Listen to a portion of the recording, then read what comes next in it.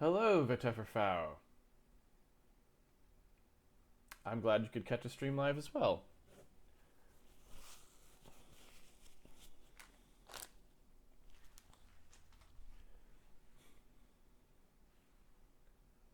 I have this feel it's your birthday today. Really? Well, happy birthday.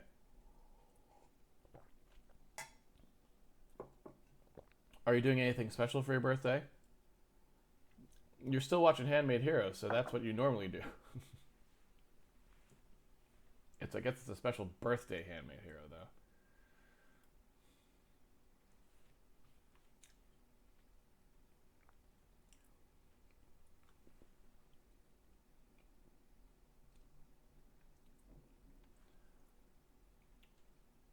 I feel like Handmade Hero needs like a sponsor, like on podcasts, like before the podcast starts. They always say like, this episode is brought to you by, Poo Box, a box full of poo that arrives at your door every month or whatever. And I just don't know what the box would be. Like it would be, or it could be mattresses, I guess. Mattresses, boxes, or website builder. Maybe CSS could be our sponsor. Create disgusting, barely functional web pages in just several months using CSS.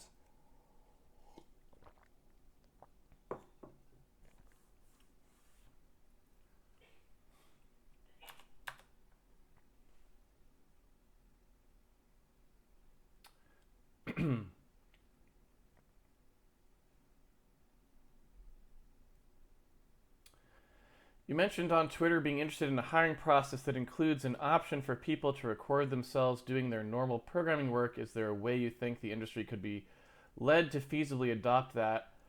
I do think so, actually.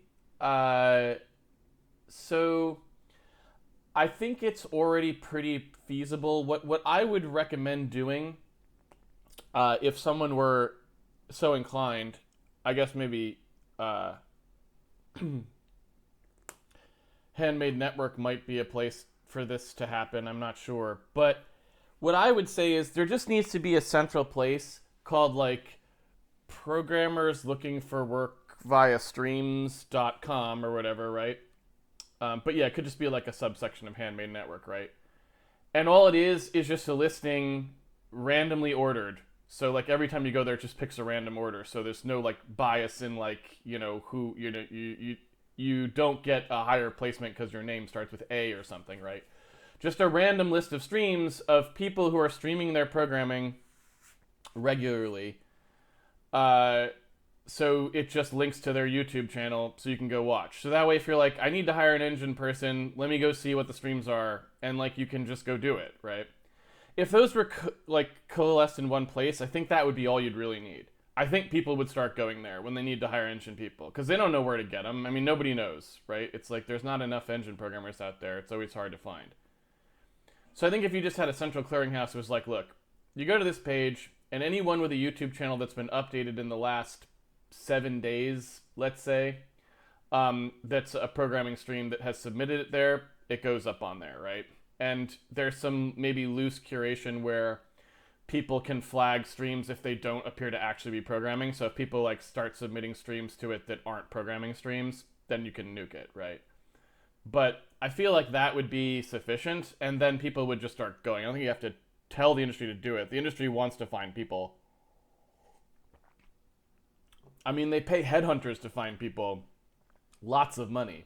So if you just had a service you could go to find streams, and a tech lead can just spend a day like browsing through people finding one, that seems fine. I don't think that would just work probably.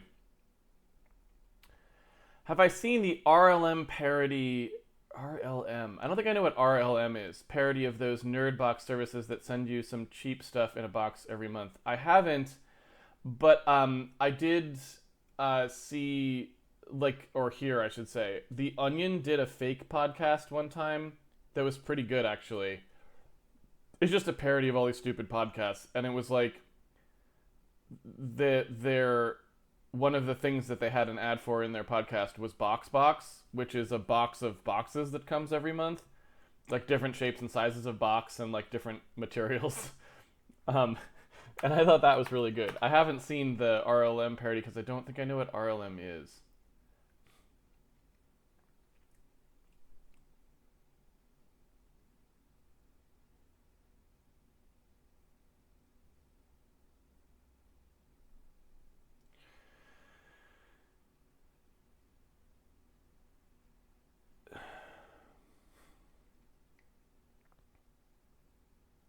I started my first programming job a couple months ago and have been thrown into an unfamiliar codebase a couple times now. I wouldn't have said so previously, but now I'd say the hardest part of learning a new codebase is the threading. That stuff can get crazy if it's not thought out carefully. Yeah. So I 100% agree with you, and I would actually say that threading is a very large looming issue. And the reason I say that is because there's no question that single-threaded speeds are not really going to improve hugely much. So it's obvious that like things are getting faster mostly because they are able to run in parallel.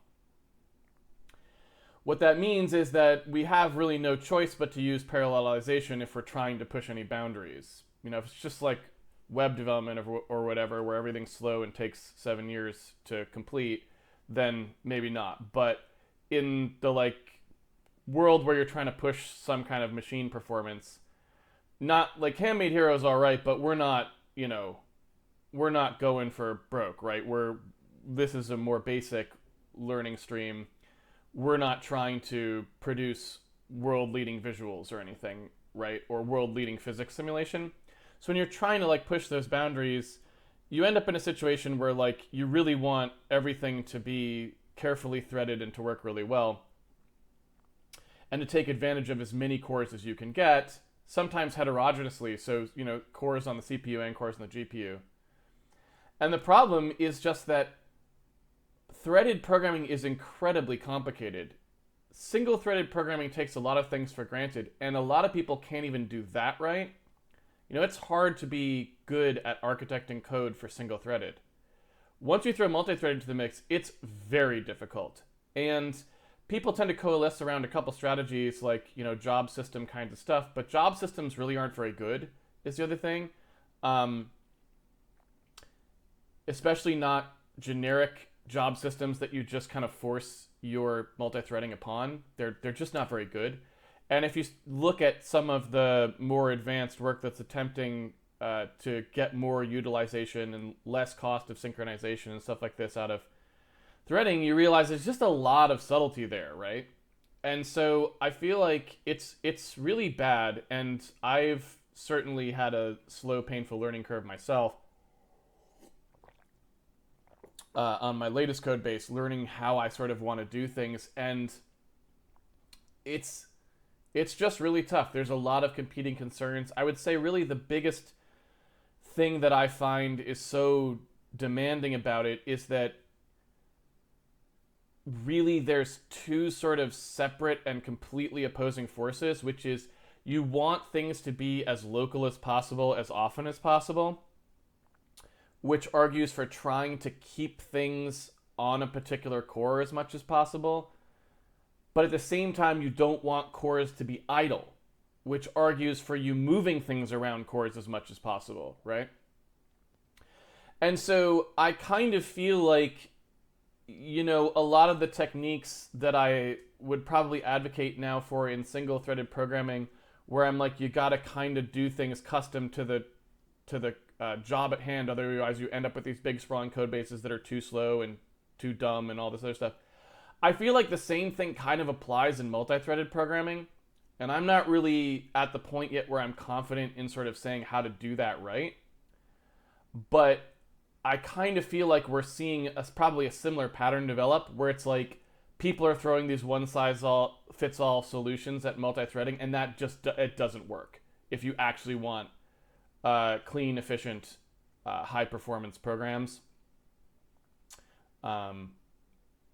I think it's actually really challenging. And it's just saying, like, I'm going to have a job system or a queue or whatever the heck. It's just, that's not going to cut it. You really need to think about how you do your load balancing, how you arrange your various data structures for locality and who is going to manage what, and how often other people are able to steal work from each other based on which data sets, which data structures they need to inspect. And, you know, you see it in an alarming number of papers, if you read the literature, that are basically of the form, hey, if you take a look at the performance of this thing that people said was good for multi-threading, it's actually slower than single threading a lot of the time. And, you know, you have to be really careful about that sort of thing. You need to actually make sure you're not spending all of your time in these generic systems and the way that they lock each other up. You have to really think about it. And I think custom rolled stuff is really very important for multi-threading, just like it is for single threading. And we have to sort of start building up our repertoire of how to do that easily, efficiently, and quickly. And nobody is, right? Like, or very few people are. So I really do think it's a looming issue, and I think it's gonna play out very similar to the way single threading is. We're gonna have all these big bloated systems that claim to be the right thing to do. They're all gonna end up being really crappy. And we're going to have to come back around to, like, okay, we all have to learn how to actually be good programmers here and know some basics about how you make these things. You know, what are the fundamental core ways I can distribute work? How do I write those quickly and customize them easily for my job that I'm trying to accomplish? And how do I measure whether I did a good job? Like, I think that's what we're going to have to look at in the future, certainly. And I think the work being done on GPUs kind of argues for that. You've seen them do a lot of work around how they distribute stuff on the GPU, and it keeps changing and keeps becoming more specialized to what exactly was being done.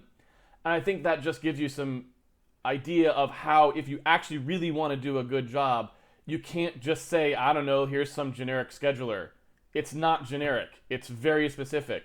And you're going to end up in things like, okay, on 16 cores, I want to dedicate 2 cores that share an L2 to do this one data structure, and it's much more efficient than letting it bounce around. And these other cores can sort of divide up the work evenly, because that work is very spatially incoherent, so I don't care about whether the data structure bounces around because it's unlikely to be in the cache anyway. Like, you're going to see a lot of stuff like that, I think.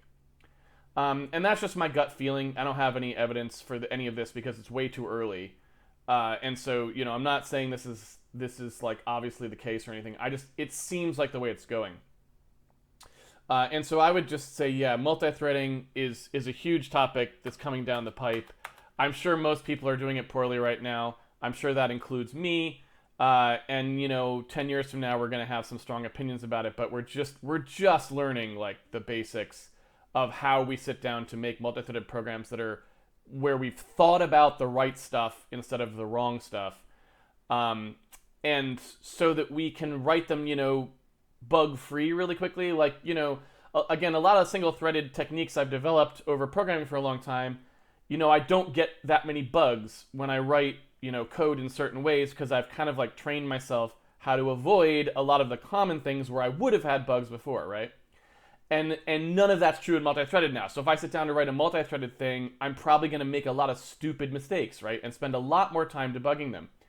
And I think that that's, again, it's like a practice and a training issue. Like, as I get more experience with multi-threaded code, I think I would make less mistakes, and I could write a multi-threaded thing cleanly without a lot of pitfalls, more likely as you get that practice, right? And so you have to build it up. It's a different discipline in a lot of ways, and you have to learn new primitives and new ways of writing the code so that you can still write custom things that execute quickly, but that don't lead you to obvious multi-threading pitfalls, because there are so many of them, right, that exist, either performance pitfalls or just correctness pitfalls.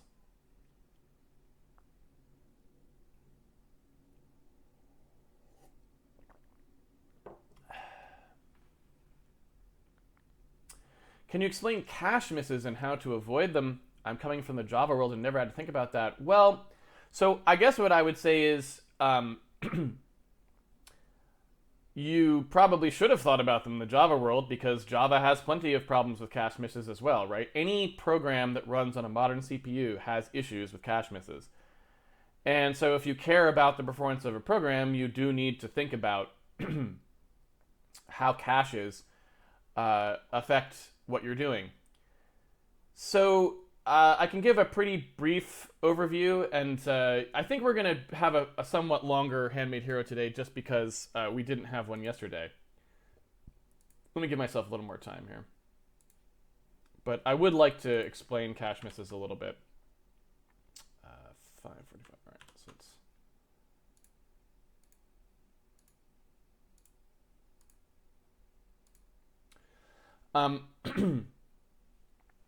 So the thing to understand with modern CPU design, and let me just, I have honestly a better handle on sort of modern CPUs now than I did when we started Handmade Hero, because honestly, when we started Handmade Hero, I was still mostly, my brain was in the sort of Xbox 360, PlayStation 3 era,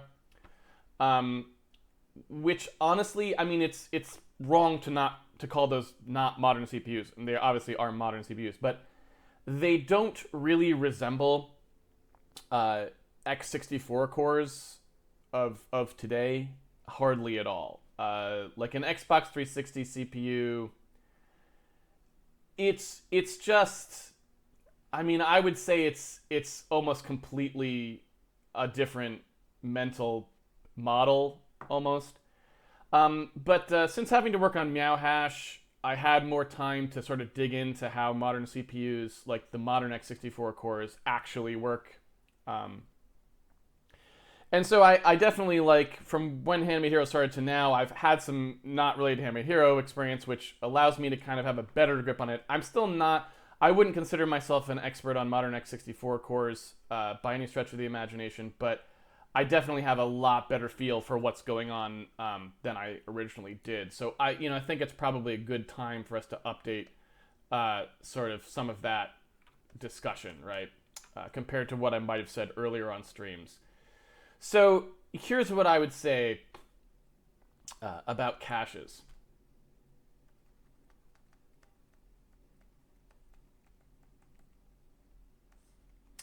So typically, when you think about how a processor works in general, when you first come at programming, you really don't think about them at all, right? You don't even probably think about memory much, other than that there is something in the computer that stores it. And so when you're dealing with a language, like, for example, especially in something like Java, where you might not really even think about memory per se, because Java is not really about pointers and such, So it kind of abstracts away some things that you, maybe if you were programming in C, you would think about. When you're looking at something like that and you start programming, you oftentimes don't really internalize what it means to have memory and caches, right? So you'll see things where you might think about having a big array of integers, and you're talking about I've got 4096 of these integers in here, and then I can put things into here by saying, oh, the 16th one of these integers equals something, right? And then later, I can ask what that is, and I can say like, okay, I want to extract one of that, those things out, right? And so when you first start programming, you think about memory in a pretty abstract way, and maybe not at all, where there's this semantic concept of storage where I just ask for some number of things that get remembered, I put them in there, and when I ask for them, they come back out, right? And that's totally fine for understanding the correctness of a program. It allows you to think about how the program's going to work, but what it doesn't do is tell you about how fast the program will do its work, right? And so that's where you really start to think about things like memory bandwidth and caches, is when you go from sort of like the behavior, or maybe I'll just say the correctness. When you think about like the correctness of a program, like what it's going to do, right? And I guess we could use that with the what here, right? And then at some point, when you want to get more advanced, you have to start thinking about the how. Like, how is it going to do that? And that's where the performance aspects of things come in to play, right? And so memory bandwidth and caches are a fairly large part of how modern CPUs achieve that performance. And so you have to stop thinking about, I just ask for a big array of integers and I magically get it and some stuff happens, right? And you have to start thinking about, where do those integers live? How is the computer actually remembering what they are? And how do they move around during computation, right? During the actual work that the computer is doing. Okay. And so I think the most productive way to think about this sort of thing in your first pass, when you're first trying to understand this stuff, is to say, all right, I have to imagine that there's almost individual like people, individual like sections where work is being done in this chip, and they have to communicate with each other, and it takes a while to communicate, right? So rather than thinking about the CPU as like some monolithic structure that's just like, I don't know, there's this CPU and it did some stuff, right? You need to start thinking of breaking this piece down into sections. And those sections are actually separated by physical distance, and they need to communicate, right? And so you have to start thinking about the CPU as having, maybe I'll draw this diagram with a few basic blocks and we can talk about sort of what they are. So we can think about having a block that, of the CPU that we're going to talk about, which is the thing that sort of decides, what to do and when, right? There's sort of like a scheduler of some kind. Okay, this is part of our CPU. And then there's a part of the CPU, right, that's capable of doing actual work. Right? There's like the thing that can actually add numbers together, right? It can produce actual results.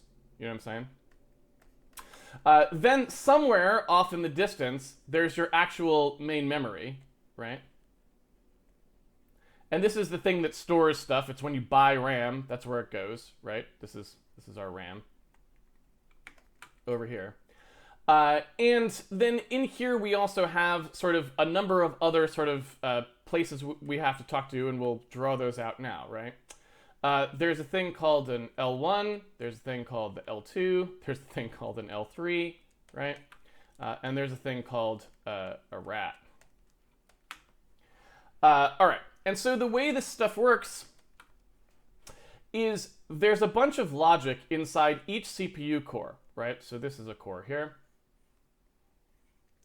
there's a thing inside each CPU core which is actually looking at the things you told it to do, right? So this stuff here. It's actually looking at the machine code that was generated from this stuff, and it's figuring out what it should do. Now, I know that sounds a little bit weird because you told it what you should do. You're like, I told you to put 45 somewhere, and then I told you to get it back for me, and I'm going to do something with it. Like, I'm going to add, 12, right? So it feels like you already told the CPU what to do. You're like, here's the code, right? But the problem is a modern CPU is a huge amount of silicon with tons of stuff it can do on it, tons of ways it can do work, and what it's trying to do is maximize the use of that silicon, right? And so when it looks at instructions that you give it, it's actually trying to figure out what of those instructions it could do right now and what would it need to do them, okay? So let me give you an example. Let's suppose that we took this code over here that I wrote where we were talking about correctness. Let's suppose that in this thing I had said maybe something slightly, a little bit more complicated than this, but almost the same thing. So I did say big 16 equals 45, right? Somewhere in my program. Then a bunch of stuff happened, right? And then later on down here, I said I want to get that big 16 back, right? I'm going to add one thing up here. I'm going to say that I also, also right here, set y equal to something like 32, right? So I wanted to get that thing that I stored into big 16 back. I want to actually do something with it, so I'm going to do like an x plus equals 53, and then I'm also going to do a y plus equals 12, right? So, even just the same as Java, you wouldn't really be thinking about much that's going on here, but you wrote this stuff and this is what you wanted to have happen, right? And so why do we have all this crazy stuff happening here? Why am I saying there's this stuff? What are all these things? And what's the scheduler? Why does it have to exist? Why doesn't it just do these things in order, right? And the answer is because when you look at how these things are designed, right?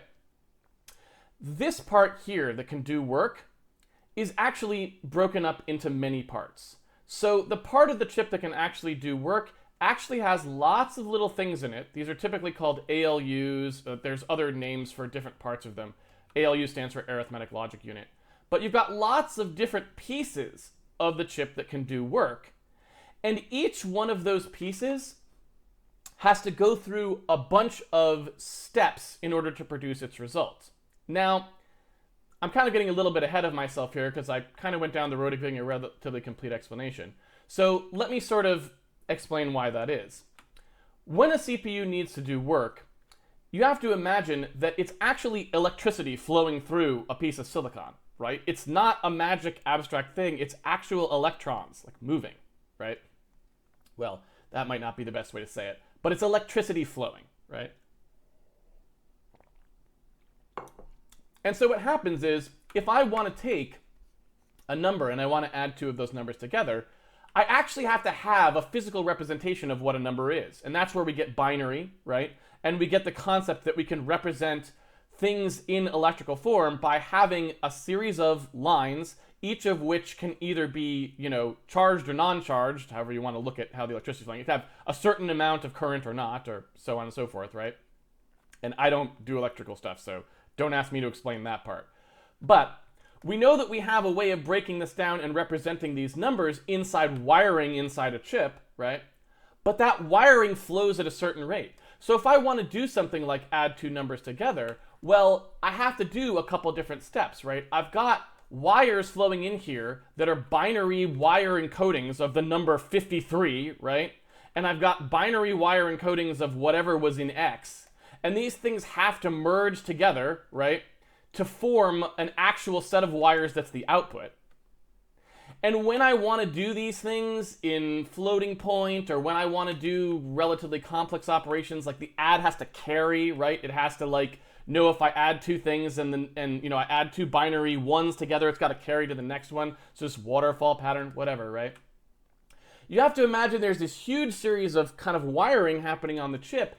And the problem is I want to drive this chip as fast as I can, right? I want the clock rate to be as high as possible, and I want data to flow through it as fast as it can.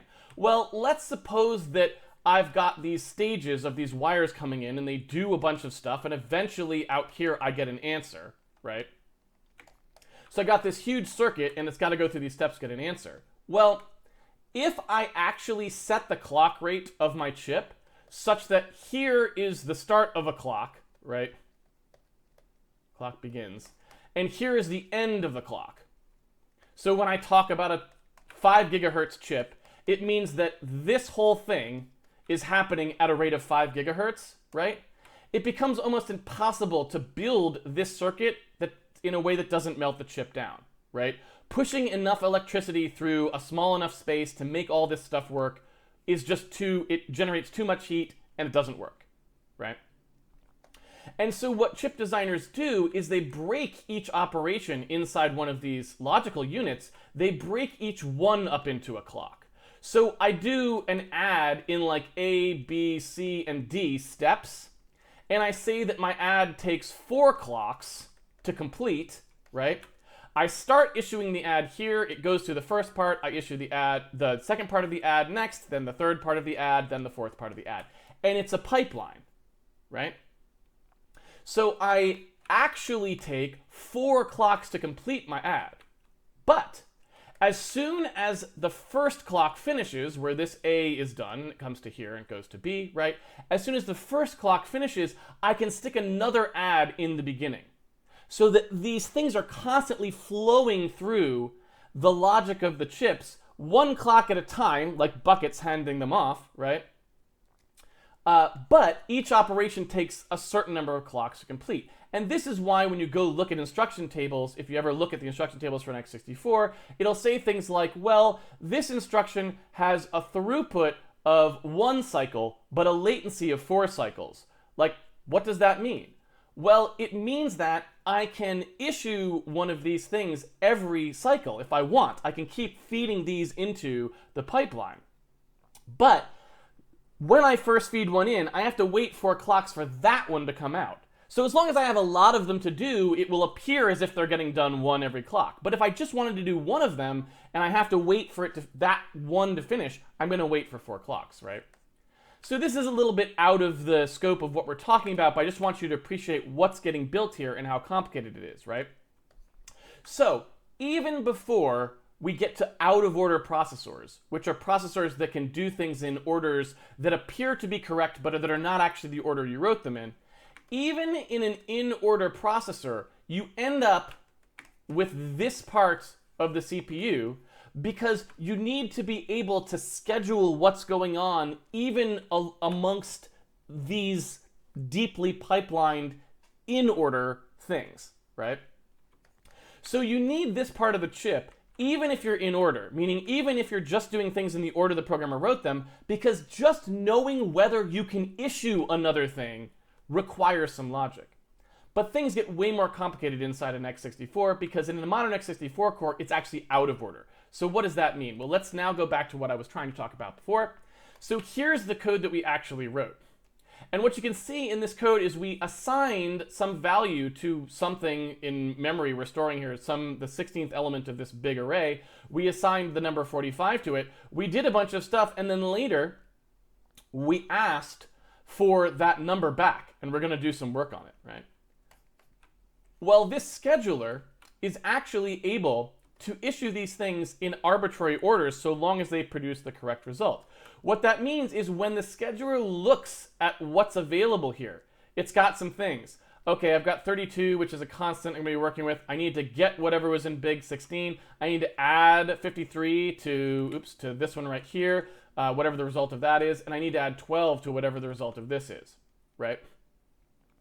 It's actually free to issue these in an arbitrary order, which means it could decide to do this pair of operations first, because it's completely independent of this pair of operations, right? It could also decide to do them in the other order. It could decide to do this pair of operations first and then that one. Why? Because they're not dependent on each other. So this part of the chip, this scheduler part, is capable of choosing different orders for things based on what would be the most efficient at the time, Okay? So why am I saying all this when you asked about caches? Well, the answer is because once you start to think about caches, you have to understand that this part of the chip exists. There is an actual part of the chip that's trying to find things to do. This part of the chip is always easier to understand, the work unit, because it's literally just a series of these. It's literally just a series of pipelines that are capable of doing work. And you throw something into them and later on it comes back out, right? But this part is harder. And this is the part you need to start thinking about in order to understand caching. Okay, so what's caching?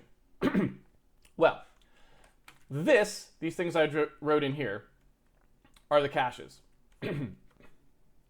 What do they do? Well, imagine we didn't have them. So let's imagine first that CPU didn't have them, because CPUs didn't used to have caches. Back when you had a Commodore 64, there was no cache on that. It doesn't have a cache, right? 6502, I think that was. Or 68,000 also, the chip in the Amiga, right? Great chip, no cache on this, right? So if all you had was RAM, what you have to remember is if you look at a motherboard sometime, right? Go look at the thing that's inside your computer. The CPU is like here, right? And the main memory is like here. There's like these sticks of memory that are sitting in there. That distance is massive in CPU land. Just getting over there to get something and bringing it back takes a long time, because we're talking about 5 gigahertz. The speed of light, the speed of electrons is not that fast when you're talking about 5 billion times a second. And you start to talk about inches, which is how far these things are separated, right? So if every time the CPU needed some information, so for example, you wrote this thing here, you stored some information somewhere in memory, and now you went to get it back. If every time it needed that, it had to go ask main memory for it and bring it back, CPUs would just be a crawl. They would be about 300 times, I'm not making this number up, they would be literally like 300 times slower than they are now. It's brutal how slow it is to go that far to get information, right? And so what would typically happen inside the CPU is the scheduler would do everything it could to keep things running. So it would look at this piece of code here, right? And it would say on each one of these, okay, I've got to issue a memory request for this. I got to issue a memory request for this. I got to issue a memory request well, not for this. Well, I guess it does, because it has to write back the values. But, you know, maybe these are in registers. Who knows? Anyway, point being, it would be very slow, but it would look for as much as it could do, but it would just constantly run out, right? So it would issue some instructions, but then it would constantly be sitting there waiting on that round trip. Why? Because if you look at the amount of time it takes for this takes like 300 clocks to do. And these operations, like the add, they only take like 4, right? So every time you were going to go do an operation, you would have to wait 300 clocks to get the thing you're going to operate on, and then you'd be done like that. 4 clocks to be done, right? And so all of this silicon would just be idle most of the time because it would have nothing to feed the units that do the actual work. It just couldn't do it, right? It'd have no data. There's no data. So what the caches are designed to do is the caches are designed to speed up this round trip by exploiting the fact that most of the time when we do work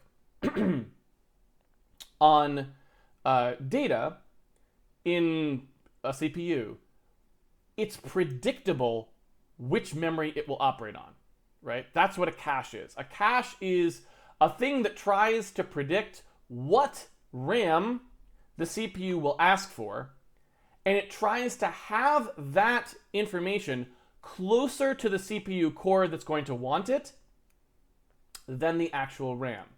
And so the clocks for accessing these caches are much more favorable than the 300 clock round trip. So main memory maybe takes 300 clocks to get something out of. L1, which is the closest possible type of cache, takes about 1, sometimes 2, depends on the situation. But it's very cheap, right? So it's even faster than like sometimes one of these operations. Some of these operations can take several cycles. L1 can be even faster, than an operation. That's how fast L1 is. L2 is more like 16 clocks, right?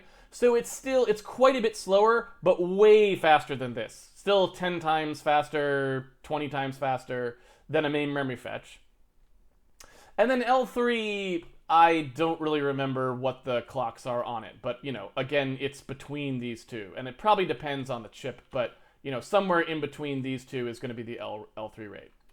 And then, as you might imagine, each of these pieces of memory, because the way these work is these are actually on the CPU most of the time. This one might not be, but these two always are. So the L1 and the L2 caches are like welded onto a CPU or per core. And the way that they work is they are just like sitting right next to the compute units, feeding them with data as fast as possible, right? As a result, they can't be as large. This L1 cache is often something like 32K, right? So, main memory these days, you might have like 64 gigabytes in even a home computer, right? Could have something like that. Certainly, most computers these days have 4 gigabytes. Even a phone will have 4 gigabytes sometimes, right? So you've got a ton of this memory. 32K, tiny little bit of memory, right? Then you've got an L2 cache. Who knows how big that is? It's usually on the order of megabytes, 2 megabytes. Who knows how big it is? 1 megabyte, something like that, right? No, that's not. I'm wrong about that. It's more like 256K. Sorry, I misspoke. It's like 128, 256K on an L2 usually. That's my recollection. This is where we're on the order of megabytes when we get up to the L3 cache. I don't think you typically have megabyte L2s. I could be wrong about that. Somebody look it up. There's a good place called WikiChip, if you don't know about it, that has like all processors on it and how big like their caches are and stuff like that. So, don't take my poor memory for it. Go look it up. But anyway, point being, whatever CPU's in your machine, you can look up exactly what these are. Okay. So what actually happens inside the CPU core is whenever it goes to operate on data, it doesn't ask main memory for stuff. What it does is it asks the cache. So when it comes down here and it says, hey, I need this big 16 value, I need you to give me that, what it does is it says, okay, let me ask the L1 cache and see if the L1 cache has it. If the L1 cache has it, I can get the result back in 1 clock. That's 300 times faster or more than going to main memory. Great. But the L1 cache may not have it. If the L1 cache doesn't have it, what will the L1 cache do? It'll ask the L2. Still, 16 clocks, we save 20 times the speed. We save, right? Very, very good. So we're going to ask the L2 cache next. Does it have it? If so, then what happens is there's two types of caches. There's inclusive and exclusive. In an inclusive cache, what that means is that the data is stored in all the caches. So for example, if I ask the L2 for something and it doesn't have it, it's going to like figure out what it is and put it in here, and then we'll also put it in the L1, right? Whatever the data is will like get filled into each of these caches, and they'll all hold it. Whereas an exclusive cache, only one cache holds it, right? You don't have to have them all operate the same way. You can have different designs where like the L1 and the L2 are inclusive, so it'll get stored in both of these. But the L2 and the L3 are exclusive, so it won't store it here if it's here, and it won't store it in either of these if it's here, right? So inclusive and exclusive can be across any set of caches. That's just how the hardware designers choose to do it or whatever, right? And so what happens is, it's like I said at the beginning, it's good to think of these things as people communicate with each other, because they kind of are. What happens is the chip's like, I need this piece of data. It'll ask the L1. The L2 doesn't have it. It'll be like, hey, L2, do you have it? The L2 will be like, no, I don't. L3, do you have it? No, I don't. Main memory, do you have it? Of course you do, because your main memory, you have everything. It'll then come back, and now the CPU can have it, right? So it's this communication chain, right, that goes and gets it. Okay. And so what we're going to come all around full circle to here, right, is you wanted to know what are cache misses and how do I avoid them? Well, hopefully now you can almost sort of answer that question for yourself. When we talk about that scheduler asking for this piece of memory that it needs, that it knows it's going to need to execute something, When it asks and the answer is I don't have it, that's a cache miss. And when the answer is yes, I do have it, that's a cache hit. Now, when you say cache miss or cache hit, it's an incomplete statement because there's at least 2, often 3 caches on most CPUs, right? So what that means is when you say cache miss, you have to say which cache you're missing. Maybe you meant you missed all the caches, or maybe you meant you missed only a few of the caches. And which one you miss, how many you miss versus hit, determines how slow that return of information will be, right? So let's suppose I ask for a piece of memory, this memory I need here, where I put 45 in. So what happens when I put 45 into that piece of memory? Well, when I need to actually write this back, there's actually a thing here. There's things called write back tables, and there's these there's lines that actually come here. Someday we should do like I'm going to spend 3 hours talking about how an x64 works because there's all these parts in here. But basically what happens is there's a piece of the chip that's responsible for like handing things back to the L1 that's actually like writes that are going back, right? So there's read lines and write lines, and what happens is, we end up building up these things that have to go out to the L1. When they go out to the L1, so like I did this write, I changed some values, I put 45 into some piece of memory, it's got to go out here into this cache, like there's the 45, eventually gets written out to the L1, there's the 45, the L1 informs the L2, there's the 45, the L2 informs the L3, there's the 45, it informs the main memory, there's the 45, it's stored there. Later, as we're doing stuff, we only have 32K of cache in our L1, right? So what happens is eventually it gets used up. We're doing stuff and we're swapping things in and out, right? The chip is trying to predict what you're going to need and keep this L1 as filled as possible with stuff. But eventually things have to get removed. There's only 32K and you're accessing all this memory. Eventually what happens is something gets removed from the cache that you actually wanted. That 45 we're going to use again, but it gets removed because there wasn't room for it, right? And maybe it also gets removed from the L2 because, again, we were touching all this memory and doing operations like right in here in this stuff. We're doing a bunch of stuff. We use a bunch of access, we access a bunch of memory. And then eventually we come around and we want the 45 again. Right? Here's our code, big 16. We're asking for that 45 again. Again, even in Java, there's no pointers here or anything. It's just I needed some values that I was using before, right? So I go to ask for it. What do I find? Well, the L1 is a miss, right? I get a miss on L1 because that 45 is gone. It's out of there. I ask the L2. What happens? That's a miss as well. So I've missed the L1 and the L2. But I asked the L3, it's still in there. So what was my cache miss or cache hit? I missed the L1, I missed the L2, but I hit the L3. And that's the first thing to understand about these cache misses and hits. When you say I'm going to miss the cache or hit the cache, you actually need to be more specific if you're actually talking about performance reporting. Which caches did you miss and which caches did you hit? It's very likely to have an L1 cache miss. There's only 32K in there.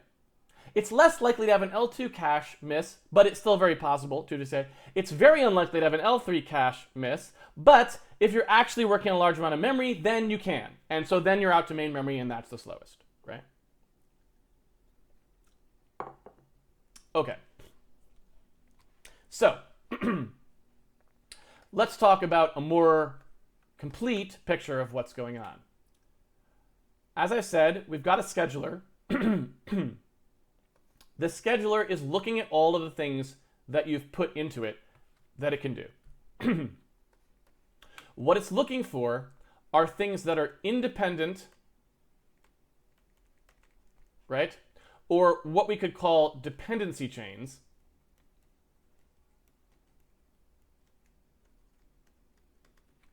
Which are series of instructions that require the results of each other to execute, right? So if I say int x equals 5, x plus equals 17, x equals x shifted by 2, x equals x plus 5, right?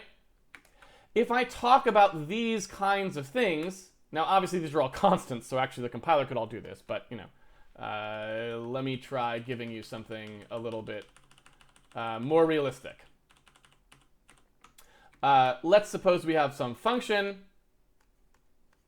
of x and y, and I'm going to do some stuff here. I'm going to say x plus equals y, x shifted up by 7, x mod y, something like this, mod equals y. These are all dependent instructions. I need to do this add before I can do this shift, before I can do this mod, right? So what this looks like to a modern CPU is a series of dependent instructions. It can only issue them in order because it can't start this till it knows what this is going to evaluate to, and the same is true here. On the other hand, a similar function, f of xy, that looked like this, s x plus equals 5, y by itself shifted up 7, x mod y, right? This instruction and this instruction are linearly, well, I shouldn't say linearly, that's matrix out of return, are independent. I don't need to know this to start computing this, right? And so the scheduler knows it will need the result of both of these to compute this, but it will not need the result of this to compute this, nor will it need the result of this to compute this. So these are independent. Why am I talking about this? Well, this is what actually determines whether a cache miss of any of these caches, L1, L2, or L3, actually causes a performance stall in your program. Because when you look at a block of code, what you need to know as to whether cache misses will actually affect that piece of code significantly or not is you have to know what will the CPU actually be able to execute at the time when the cache miss occurs, okay? So let's talk about each of these. If you miss the L1 cache, right, or let me phrase it a little bit more positively. If I hit the L1 cache, basically there's very little chance that you can stall the processor at all, right? And the reason is because the L1 cache can deliver information to me at 1 clock latency. So basically every cycle that I'm issuing, that I'm trying to do work, the L1 is there ready to provide information.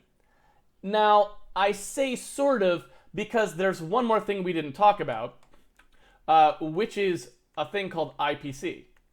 IPC is instructions per clock. And what ends up happening inside modern processors like the modern x64 cores is this scheduler doesn't have to limit itself to only issuing one piece of work to the cores work units every cycle. In a modern x64 core, it can actually issue up to 4 instructions per cycle. Okay? So, there are additional complexities even when analyzing L1 cache usage. And those additional complexities are of the form, because the L1 can only supply 2 cache lines per clock back to the CPU core in most architectures, I think now. I don't know about Zen 3 or Zen, whatever the new Zen is that they just released. I actually don't know what that L1 cache providing is. But at least on Skylake and Skylake X and Coffee Lake and all the lakes, all those new lakes from Intel. So the L1 cache can actually only provide to the CPU core 2 cache lines worth of data. So again, just to give you a more complete picture, because I'm in the mood to explain, what does this mean? Well,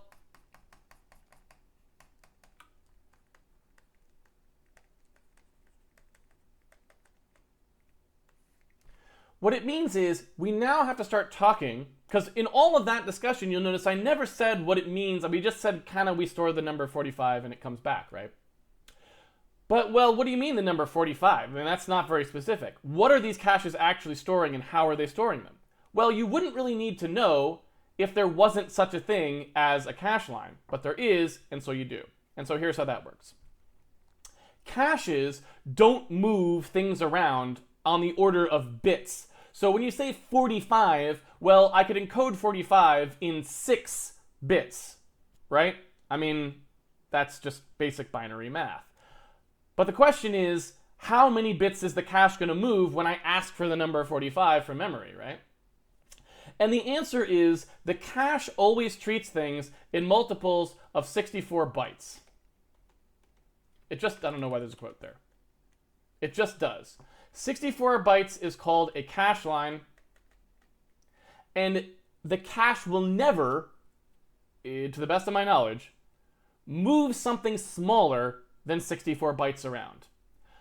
So, now we get into some of the subtleties of the way that this data is partitioned. What this means is, when I look at my instructions per clock and my cache line size, these things start to become very relevant. Why? Because when I talk about a cache miss or a cache hit, I'm not just talking about the 1 byte, the 4 bytes, the 8 bytes I might have needed for the particular instruction that the CPU is executing at that time, like my add, right? I'm actually talking about moving a whole 64 bytes around. And because I'm talking about moving a whole 64 bytes around, it starts to matter how my data is arranged in memory. Because if I ask for even just 1 byte of a 64 byte chunk, I'm going to get the whole 64 bytes back. And it's going to evict a whole 64 bytes from the L1, the L2, and the L3 to make room for this new 64 bytes of memory that I asked for if it's not in the caches. So whole chunks in 64 byte groups are getting moved in and out. Okay? So what that means is when I look at stuff like cache performance, I have to start thinking about these things. On a modern CPU, I have an IPC of 4. That means the maximum instructions I can issue in 1 cycle, right, is 4. Each of those instructions have operands, right? An instruction can like add 2 things together. That means it needs 2 inputs, right? I can issue 4 of them. That means I could have up to 8 inputs, right, on 1 cycle.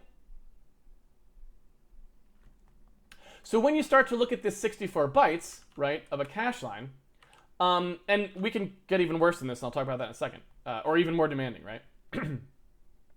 So when I start to talk about this cache line, what did I say? I said the L1, right, can provide 2 cache lines per clock.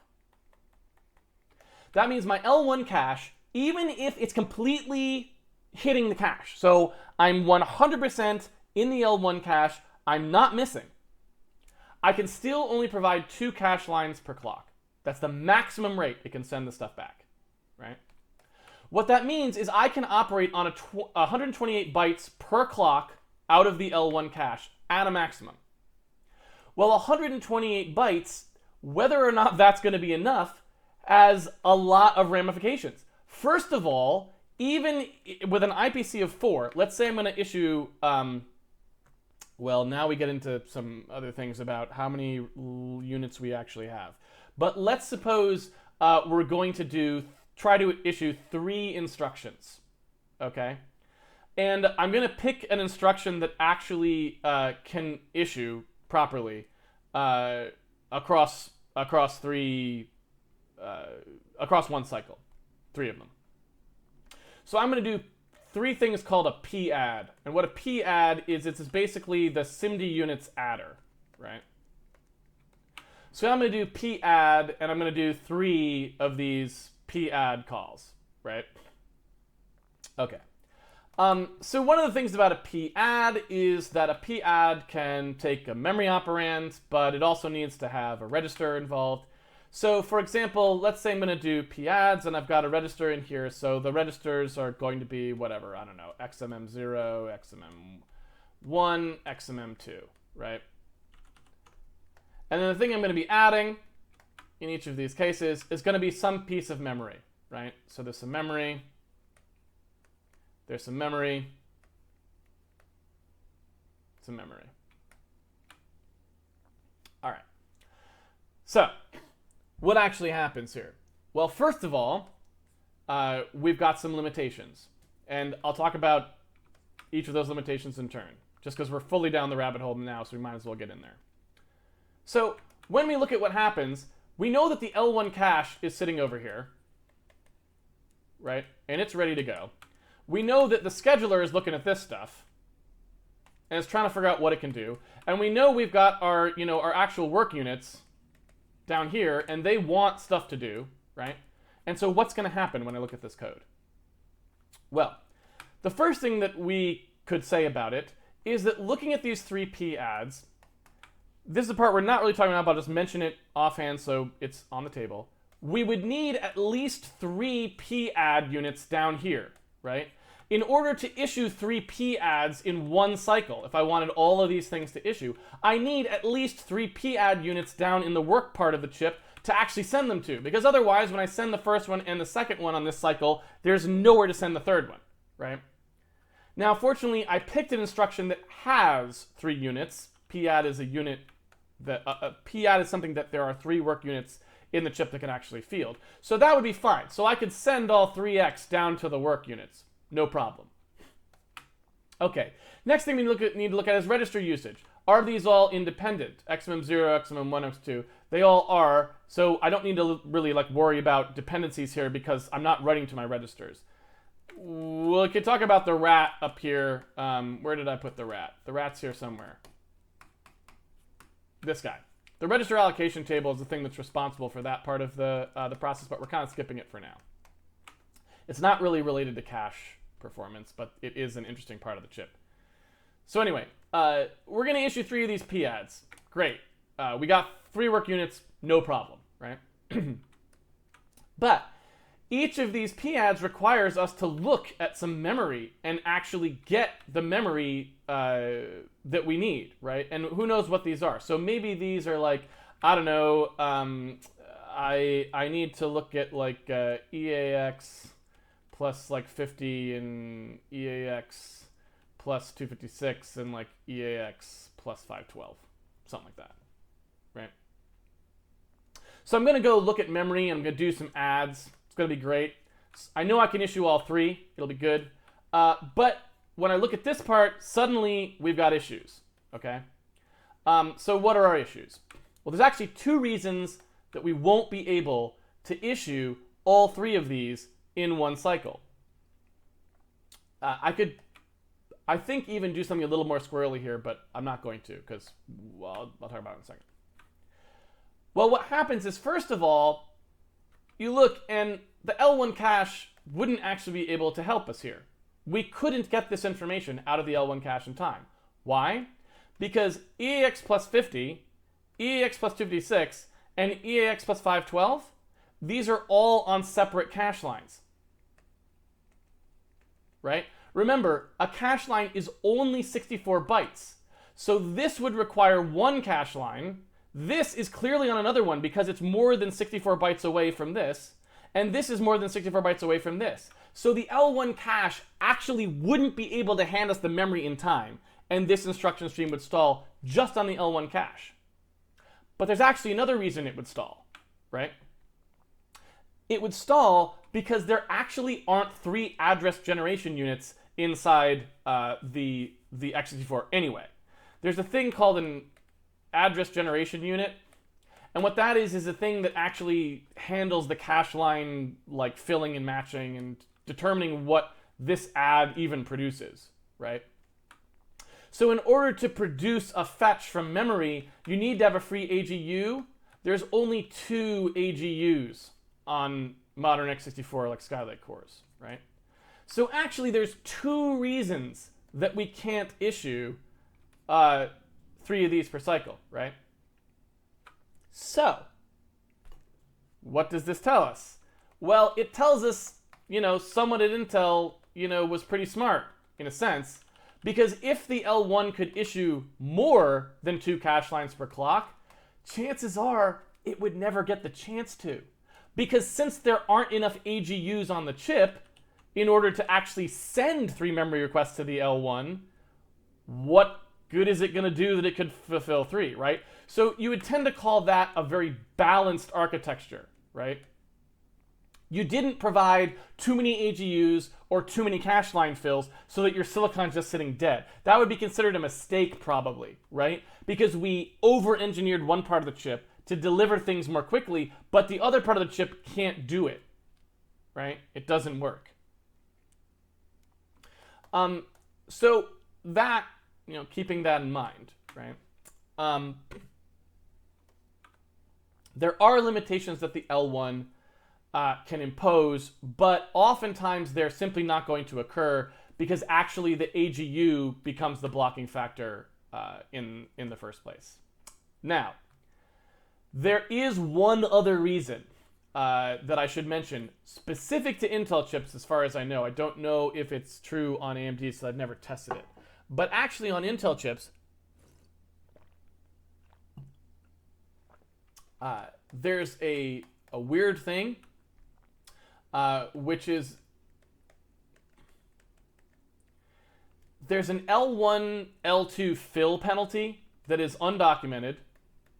I've never gotten someone at Intel to confirm it. They literally don't return my emails when I ask them about this.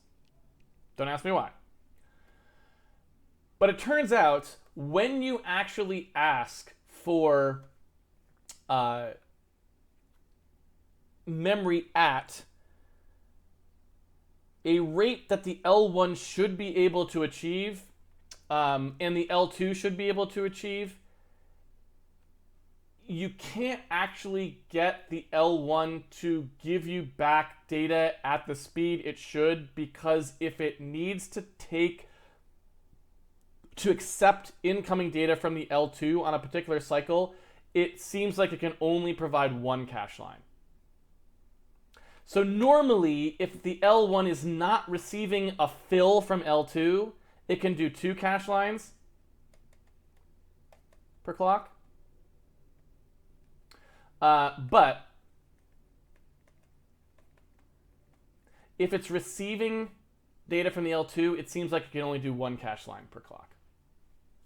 So it's like one of those cache line fills it should be able to do is like taken up with an L2 receive.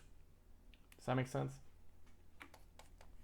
Again, this is completely undocumented. I've never seen it mentioned anywhere, but it absolutely happens. And most people will never know about it because they're not usually doing things at a speed that's tweaked enough to actually need this. It's pretty hard to get the chip into this state, but if you do, it doesn't work, right? You end up with not getting the L2 bandwidth you expect because of that L2 to L1 fill. All right. So hopefully I've given you a sense of just how complex all this stuff is if you want to start actually looking into it. So the answer in the specific of how do I avoid cache misses is incredibly complicated. The real answer is learn everything you can about the CPU architecture you're on and actually work out what it's going to have to do when it's working on the code you're writing, and figure out exactly how those misses might affect you and how you could avoid them. I realize that's not a very good answer to give to someone who's just starting out because that's a lot of work and it's very complicated.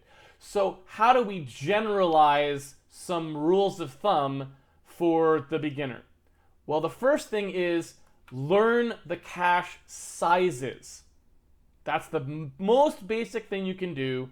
Learn the cache sizes. For the CPUs you're targeting, learn how big is the L1, how big is the L2, how big is the L3.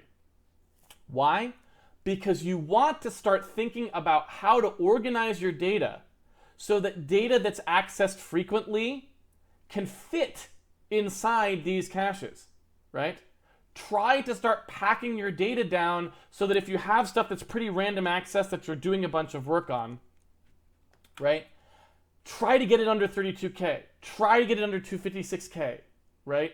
Try to fit it into a smaller amount of space, because the smaller that frequently accessed data is, the more cache hits you can get. The more sprawling the data is, the worse, right? So that's thing one.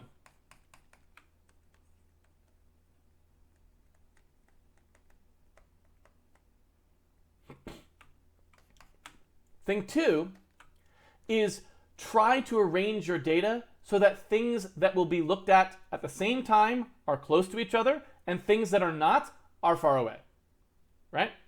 So remember, the cache is not just about size, it's also about arrangement. The cache must move 64 bytes every time you ask it to do something, right? It cannot move a subsection of that. So, I'll give you a simple example. Let's suppose I make a linked list, right? Actually, we don't need that. I don't need that. Let's suppose I make an array, okay? I'm going to make an array of data, and I'm going to operate on that data. I'm creating a struct that's in that array, and that struct has the following stuff in it. Int x, char name, I don't know,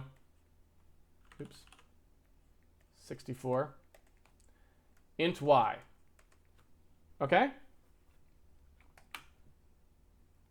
So let's suppose I've got this struct. I want to make an array of these. Actually, I'll use big again. I like that name. Got a big array, and I've just got a ton of these, right? I've got 65536 of them. So I've just got a ton of these things, right? And I'm operating on them, I'm doing all kinds of stuff, right? Well, let's suppose I have a important loop in my code, and it looks something like this. For everything inside big, I'm going to go through and I'm going to take, particular big dot x, and I'm going to add, 5 to it, and I'm going to take a particular part of y there. I'm going to take y and add 7 to it. And this is like super performance critical, right? I'm doing a ton of these. I do it all the time. It's a really hot part of the code. Well, look at what happened here. Because this structure is organized such that I have x, right? Where is x? It's at offset 0 from the struct. So wherever the struct is, it's at the very first byte of the struct. Where is name? Well, I know that this is 32 bits of an integer, right? So that's 4 bytes. So name is at +4 off of my struct. Where is y? Y is 64 of the name right in between it and x. So it's going to be the +4 of name plus the 64 that it took up. So it's actually going to be at +68, right? Do you see where this is going? This and this are the two things that I use inside this loop, but they are on different cache lines, right? So, how concerned should I be about this? Well, the first thing you might say to me is, okay, Casey, I can solve that. I'll just move int x up here, right? So now I've got int x and int y, right? And that way, haha, they're both on the same cache line because now x and y are at 0 and +4, and the next thing is actually at +68, right? I'm sorry, the next thing is actually at +8 and runs out to the end, right? But actually, that didn't do anything. Why didn't it do anything? Because now all you've actually done is you've changed what the alignment might be, but it probably still isn't that good. You're still, think about how this would have laid out in memory. If I'd had two foos next to each other, even before I did that swap, the next int x was coming here. So the y and the x were actually going to still be on the same cache line, secretly, right? The x of the next one would have been on the same cache line, right? So how can I fix this? Well, the right thing to do is to say, let's split these up, right? Just split these up into big 1 and big 2, and have foo1 and foo2. And so then I've got here, struct foo1, that's just going to have my xy, right? And then foo2 will just have name. What has that allowed me to do? Well, now, right, I can actually fit 8 pairs of xy's into one cache line, and this big name structure that I'm not even touching on this particular time in this particular hot piece of code, that's going to some totally separate cache line, right? So that has dramatically reduced the number of cache lines I have had to touch in order to do the work that I was trying to do before. How much? Well, if you look at how many cache lines I was processing before, I was processing 65536, right? How many cache lines? Each of these things was what? Like, this is 0, this is 4, 8, 64, so it's like 72 bytes, right? For each of these. So it's that, right? It's 65536 times 72 over 64. This is how many cache lines I had to touch before, right? That's what was happening. Now, arguably, maybe there were times when it would have lined up and you wouldn't have had to touch this particular one. So it's maybe a little less than this, potentially. There you go. Whereas in the other case, when this thing is only 8 long, right? Then I've got 65536 times 8 over 64, right? This is way more favorable. It's basically 72 over 8. It was this many times more cache lines, roughly speaking, right? So I would expect this to actually run like 9 times faster in some cases, right? Because or I shouldn't say 9 times faster, it's touching 9 times more cache lines in this case. So depending on how much cache bandwidth is compared to what I'm doing, I could expect a massive speed up just by this small organization, right? Reorganization. So that's number 2, organize for the cache. And that just involves, what do you actually use often together, put those together, and get the other things out of the way so that each 64-byte cache line you're actually using is filled with good stuff, right? And sometimes this requires you to do alignment. You also want to make sure that you don't spread across cache lines unnecessarily, so you want to try and align things to the cache line boundaries, right? And we've shown how to do alignment, memory alignment on Handmade Hero, if you don't know what that is. And so there's one more rule of thumb that I'd add in there, and that is, do you have a prefetcher, right? Now, not all CPUs have a prefetcher, so it depends on your platform, but x64 CPUs definitely do. What is a prefetcher? Well, if you take a look at what goes on inside the CPU, when you're trying to get really good usage out of these caches, one of the things that's typically true is your memory usage patterns are typically not completely random, right? So oftentimes what a CPU will have in it is something that looks at which cache lines you're asking for and tries to extrapolate which ones you will need, and it will pre-fill the cache or pre-fetch, as the case may be, right? So, what does a prefetcher do? A prefetcher will look and say, are you, accessing every 8th cache line in a row, right? Like I asked for cache line 0, then 8, then 16, then, blah, blah, blah. Am I asking for them in strictly decreasing order? Did I ask for 0, -1, -2, -3, -4, -5, right, from my pointer? Like, how am I accessing these cache lines? If you can provide a predictable, simple access pattern, the prefetcher will be able to ask for memory long in advance of it being needed and pre-fill your caches, right?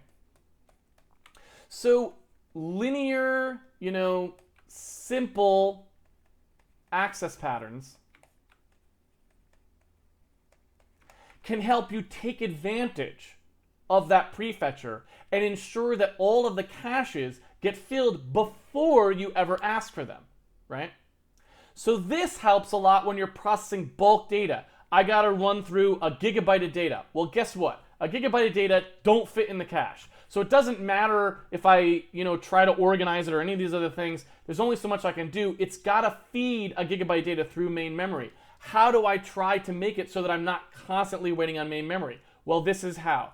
You want to try and make as straightforward of an access pattern as possible so that the prefetcher can do the work of pre-filling the cache. What does this do for you? Well, main memory can operate at pretty high speeds these days. You can get somewhere around, so let me think of what this is. It's around, to get a cache line back, you can do that in like 5.5 clocks, usually like 6 bytes per clock. I'm sorry, I just don't remember the main memory per clock rate right now.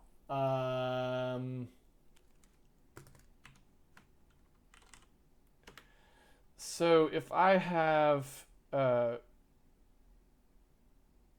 actually, I guess I kind of do. I think it's like 5.5 bytes per clock.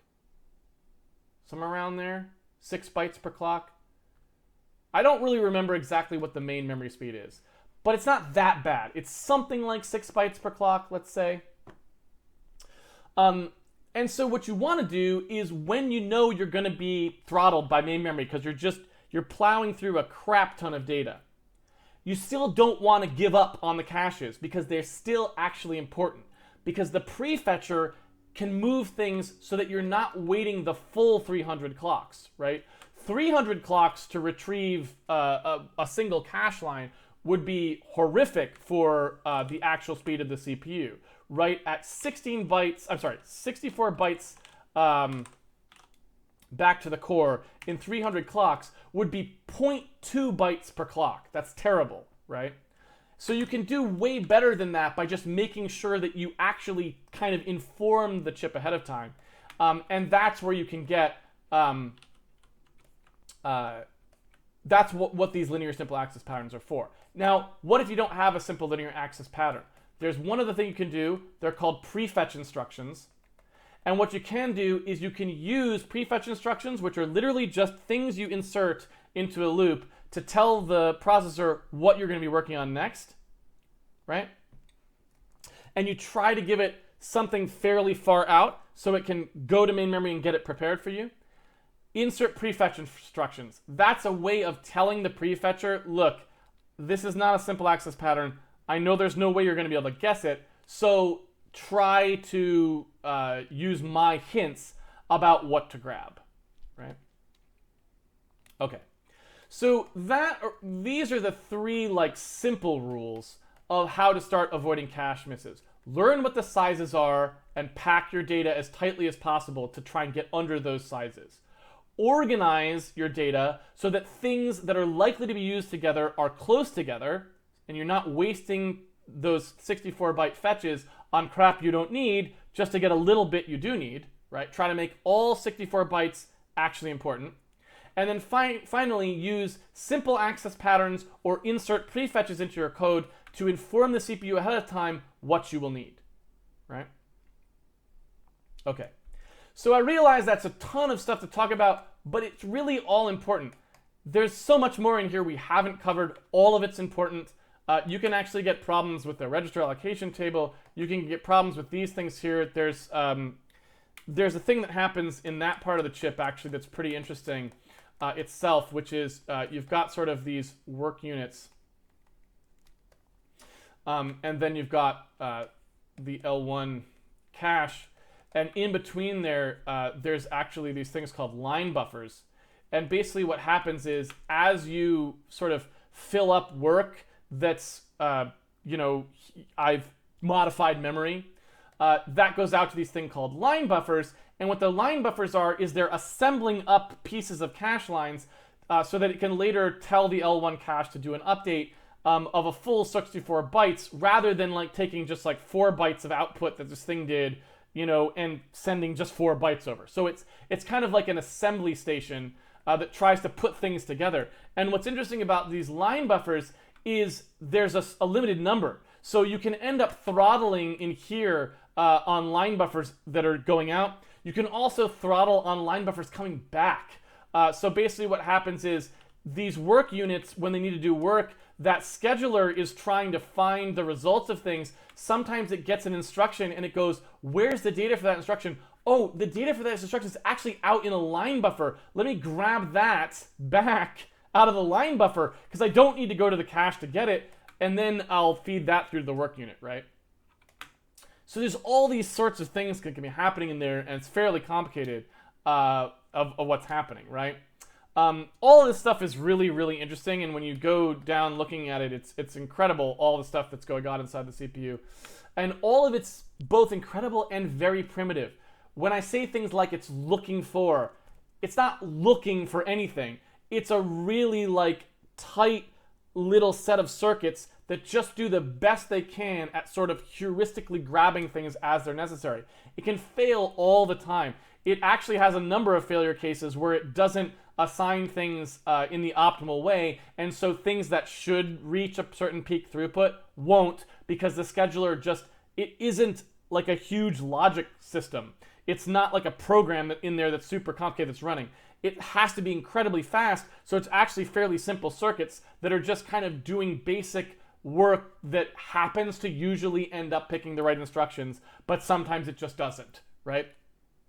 And the reason for that is just because it's a guessing game, right? Without perfect knowledge, if I have 3 units that can do this particular instruction and 2 units that can do this other one, but one of them's the same, so one of the units is shared between the 2.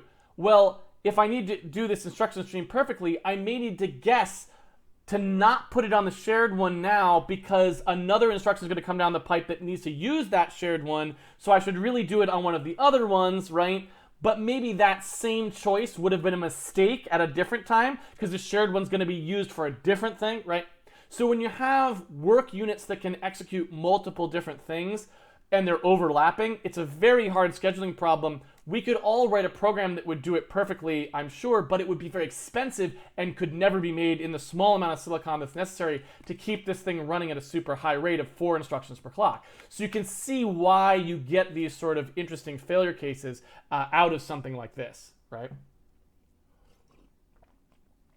Okay, so again, cache misses, incredibly complicated to analyze. Why are they so complicated to analyze? Because the chip is super complex, and a cache miss, all it means is that a particular set of instruction dependencies have to stall until we get the results. That either is or isn't a huge deal for your algorithm, depending on what else can be executed, right? So that's why I say it's not trivial to understand when a cache miss is costly or when it isn't, or how to architect better to get less cache miss penalties, because it's all dependent on what else could the scheduler do. Maybe you've got 300 cycle cache misses going on all the time, but the algorithm that you're actually executing every time you get one of those pieces of data back actually takes 300 cycles itself, because it's really complicated, right? You may never see the cache miss, right? You may never see it, because the amount of work you're doing is more than the cost of getting the memory. So the chip, because of the scheduler, is good at hiding cache misses from you as well. This gets even more complicated once you get into hyper-threading, right? So if you have a chip that's capable of hyper-threading, which you may or may not have, but a hyper-threading chip is a chip whose scheduler can schedule from more than one thread at a time. So I have, thread A coming in here, and I have thread B coming in here. Thread A hits a 300 cycle cache miss, no big deal, I just start executing thread B, right? And so hyper-threading can even make it less obvious how a cache miss will affect the performance of your processor, because now it's basically like filling work from 2 threads at once, and that ping-ponging between those 2 threads is actually super important, right? And so that's really the, that's really the truth about caches. They're incredibly, incredibly hard to really explain how to avoid, right? There is not much of an answer beyond really learn your chip. I mean, learn it inside and out, and then find out by actually doing profiling, looking at performance counters. You can use like vtune or perf on Linux to actually look how many cache misses I'm getting, how much am I stalling on those cache misses, Are they actually costing me time or aren't they? Well, how many instructions per clock am I issuing, right? Until you actually dig down in there, it may be impossible to really know until you actually look at the raw data and the performance numbers. You know, it's something that is not obvious until you actually start to look into it, how much you may or may not be affected by cache misses. It's not as simple as simply counting the amount of memory you use, because there's so much more going into it because of that scheduler. Let me try to, since we've gone all the way down this rat hole, let me try to answer the questions that I've got. This is kind of turning into a Handmade chat. That's just how it goes sometimes. Let me try to scroll through those questions that have to do with caching, and I'm going to try to answer those. Let's see.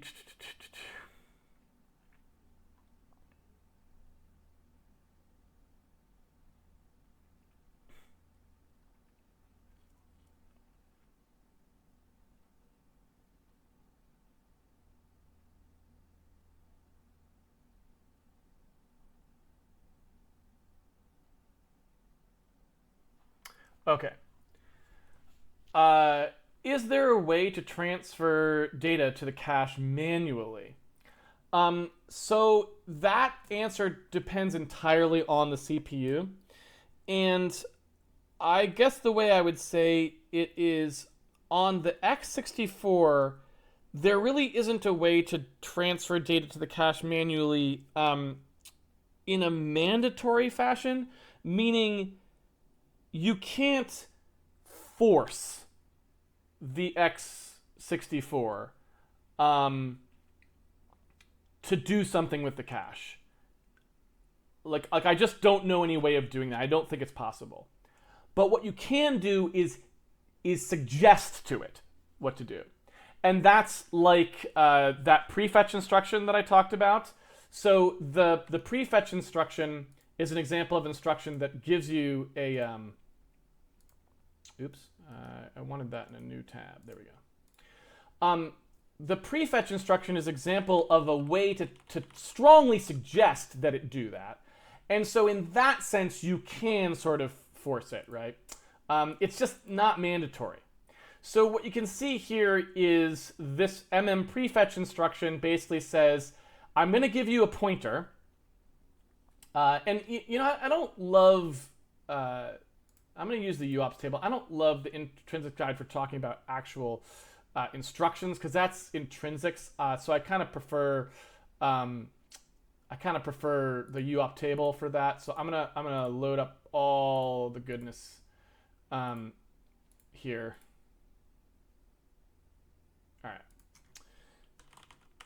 So these are the actual instructions: prefetch NTA, prefetch T0, prefetch T1, prefetch T2. Right. So what these instructions do is they say, look, I'm gonna tell you that I need to use a particular cache line. I'm telling you I'm going to need it later. And I'm going to try and give you enough advance notice that it's long enough to go to main memory to get it if you need to. And then furthermore, depending on whether I use NTA, T0, T1, or T2, I'm also going to try to tell you what I think you might need to do with that cache line, right?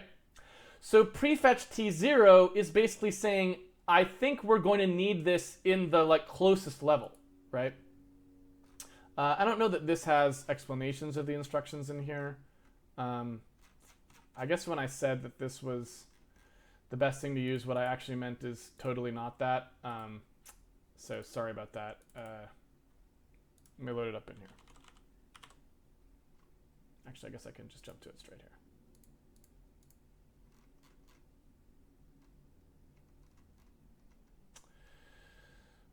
Where is my prefetch? There it is.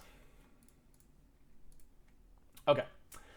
So what you can see here is, here's the prefetch instructions, and I've got a couple different ones. They all take a memory pointer. It doesn't matter what that pointer's bottom bits are, because it's just going to fetch that cache line, right? So remember, a cache line is a 64-byte chunk of memory aligned to 64 bytes. So the bottom 6 bits are irrelevant. Doesn't matter what they are there, right? Or sorry, bottom 5 bits are irrelevant. It only matters what the high bits are because they come in chunks of 64, right? And so when we actually fetch, we're going to say the pointer to this cache line, no matter where it is inside the cache line, doesn't matter. That whole cache line, I want you to know I'm going to use it soon. And then based on which of these hints I use, T0, T1, or T2, or the special NTA, which we'll talk about in a second, this tells me how I expect to use it. A T0 fetch says give it to me everywhere. I want the T0, I want the L1, the L2, and the L3 caches all filled. If I say T1, that means, well, I'm not quite sure it needs to be all the way down to the 32K L1 cache, so maybe don't bother, right? Put it only up in the L2 and L3. And then T2 is saying just the L3, right? NTA is different than these. What NTA says is, look, I'm going to use this thing real soon. I need you to make it be available to me. But I'm never going to use it after that for a long time. So don't put it in the L3. Don't put it in the L2. If somehow you can not put it in the L1, go ahead and don't. But maybe just put it in the L1 so I can use it right away and then let's get rid of it. So don't pollute anything else, right? So basically it's saying this data gets used once and not multiple times. Don't pollute the cache. Minimize the cache pollution. Now, that may mean it can use some special side channel. Who knows? I mean, the processor architects are free to do whatever they want. Or it may mean it has to fill the whole thing. It depends on the architecture whether it can do anything with that NTA hint. But it's a hint. It's you announcing what you're going to do, and the degree to which the processor can actually do something about that depends on the processor, right? So that's one way. There's another way it can do it. It's called a non-temporal store. Can't remember the instruction for that. There you go. So some of the when you're working with bulk data like that, and sort of in a similar situation where the prefetch NTA might be involved, where you're saying, look, I don't need you to fill these caches because I'm not going to touch this data multiple times. I'm loading it in once, and then I'm writing it out, and then we're never going to see it again, right?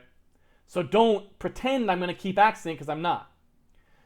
The same is true for write pollution. So you can think of that as read, as cache pollution that happens on a read. I'm reading data. The CPU goes, oh, he's reading this data. Let me fill the caches. But you're like, no, I'm never going to use this again. Don't pollute the caches. If it's not in there already, don't put it in there. Just give it to me once and we're done, right? And so the same thing is true for write pollution. And so these are ways of writing to memory and saying, don't put them in the cache. Just write them to memory. I'm not going to ask for them again for a long time, so don't pollute my cache with them, right? So those are the two ways that you can try to micromanage the cache. But again, these are hints. The processor you're not really telling the processor what to do. You're telling the processor what you want, and it may or may not do something based on that. So that's probably about all you can say. There are other processors. So for example, let's suppose we take the Dolphin processor. Here's a processor that was in a machine called the GameCube from Nintendo, which you may have or may not have heard of or used, depending on how old you are. That processor did have manual cache control. I believe it had a 64K cache, I think. And the way it worked was you could treat as 64K of cache or 32K of cache and 32K of local memory, basically. So when you put the machine into that mode, it would say 32K of my 64K cache, I'm just going to trust that you know what to do with it. And you could tell it exactly how you wanted it filled. So that's an example of there's a PowerPC derived chip with manual cache control for real, right? Another good example of that would be the PlayStation 3. the PlayStation 3 had regular caching on its main processor, of which it only had one core, but then it had these things called SPUs, which were the main workhorses of the processor. They were effectively very fast DSPs, and those actually literally only had manual cache. They were literally a 256K, I think. They were 256K of local strapped-on memory to each one of these SPUs, of which there were 8, 7, something like that. And all of it was manual. So you basically would queue up. You were like, here's the memory I'm going to need, the access pattern I'm going to need. You did work, and it was very predictable. So you tried to like do the exact amount of work, and then a new piece of memory would come in, and you do work, right? And so basically, like, the SPUs on a PlayStation 3 are a good example of completely manual cache. There was no cache on those SPUs that was controlled by like a CPU logic thing. I don't think. Could be wrong about that though. I never really programmed SPUs. All right. Is 64 bytes the cache line size on every CPU? Yes, actually. So historically speaking, no. Obviously, those cache line sizes have varied throughout history, certainly. But nowadays, for whatever reason, maybe it's just the optimal number. I don't know. You'd have to ask a hardware designer maybe why 64 bytes tends to be it. But you'd be hard-pressed to find a consumer machine without a 64-byte cache. All of the modern AMD chips are 64-byte cache. All of the modern Intel chips are 64-byte cache. I think even all of the typical ARM chips on like an iPhone are 64-byte caches. So there's probably something out there that's not, but like, yeah, it's 64 bytes, which is great. We happen to be living in that rare time period where everything you program for is 64-byte caches, little endian. What a great world, right? I'm sure it's not going to last because some friggin' hardware guy is going to come along and decide to do big endian again or change the cache size to 256 bytes or I don't know what. But you happen to be in a time right now where it just like, it happens to be 64-byte little endian everywhere, and that's really nice. It simplifies things for a programmer who's trying to do performance-oriented code, takes some things out of the equation when you're doing cross-platform targeting. Have I tested MESI on the new Zen 2 processors? I have not. I would love to. I don't have one. If someone wants to send me a computer, I'd be happy to test them. AMD, if you're out there, send me some of your latest machines, and I'd be happy to test MESI. It's the fastest hash on Intel.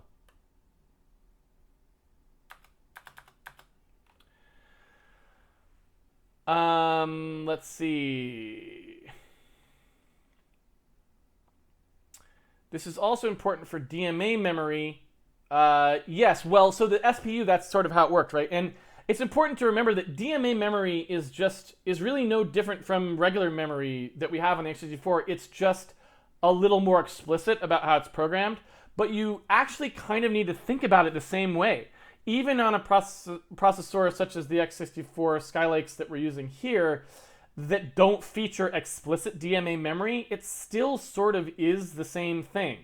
You're still trying to schedule memory to get into the CPU at the right time to use it, which is what DMA is all about. And so your thought process between an explicit DMA chip like the SPU, where there's no behind your back caching, everything's explicit, you have to set up chains and tell them when to come in, it's really not that different today, because you still now today just have to think, how do I get the CPU to basically do the right DMA schedule that I wanted, right? And so it's very similar thought process and a very similar optimization. You're trying to think about how to structure your code so just the right stuff comes in at the right time. How does the processor handle multiple programs running at the same time in regards to the cache? So the answer there is it depends really what you're talking about when you say what gets handled.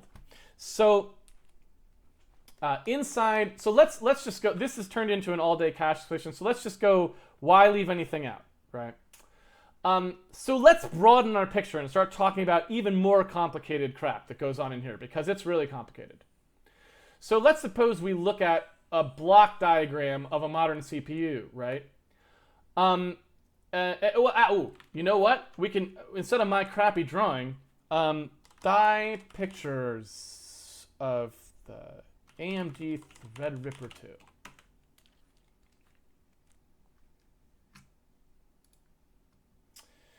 2. Let's see. So I want, that's what I want. Can I get someone who's actually highlighted them?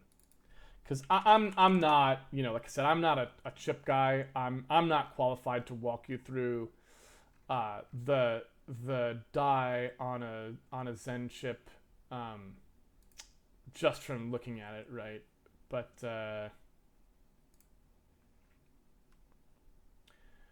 sometimes you can find people who have got the die. Can I get a Zen 2? Did they do a Zen 2?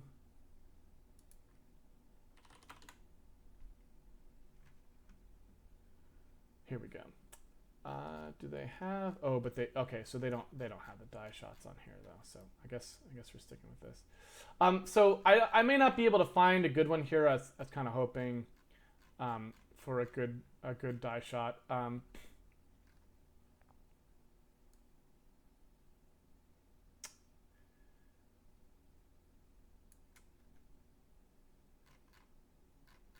So there's some good ones here. Okay. So, this is an example of a die shot of a CPU core, right? And hopefully what you can see here is that these things, these boxes that I'm drawing, when I say like, here's a box of, you know, logical processing unit or whatever crap like that, is I'm drawing a semantic picture of a CPU. And so I'm not trying to draw like what's actually the design of CPU or anything. But actually, if you go look at an actual CPU, it's actually kind of like that. It's not, it's different, but it's not that different. And what you can see is things actually are a bunch of blocks. Like they actually are regions of the chip that do actually function as coherent units that have to literally talk to each other. And so what you can see here is, it's not marked, but I'm assuming this is the L2 cache here, right? Kind of strapped on to the L3. So, you know, you can kind of see how this works. Depending on how the chip is configured, you can see that each of your cores has some of its own cache and some of the cache is shared, right? And so typically what happens in modern cores is because the core count tends to keep increasing, this kind of structure becomes more and more complicated. You tend to have actually fairly difficult work. You tend to have to do a lot more thinking about how the memory is going to get routed. Now, in this case, it's pretty simple. You can see what would happen. If a particular core wanted a particular piece of memory, it would ask its L1, which I don't know where that is actually on here, but I assume this is the L2. It would ask its L1, maybe that's this stuff here, I don't know. Does anyone have...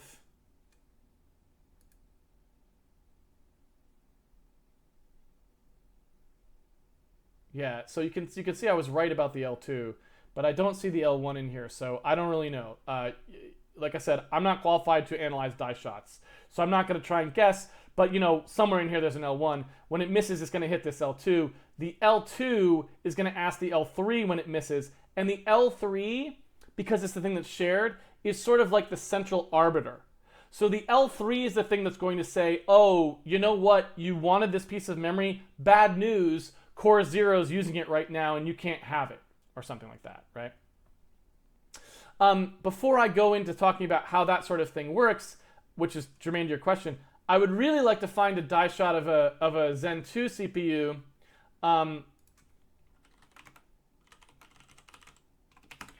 Because I wanted to show you this getting worse, because that was actually simpler. And this is, a Zen 2 CPU is going to have a more... a more complex die. Gosh darn it.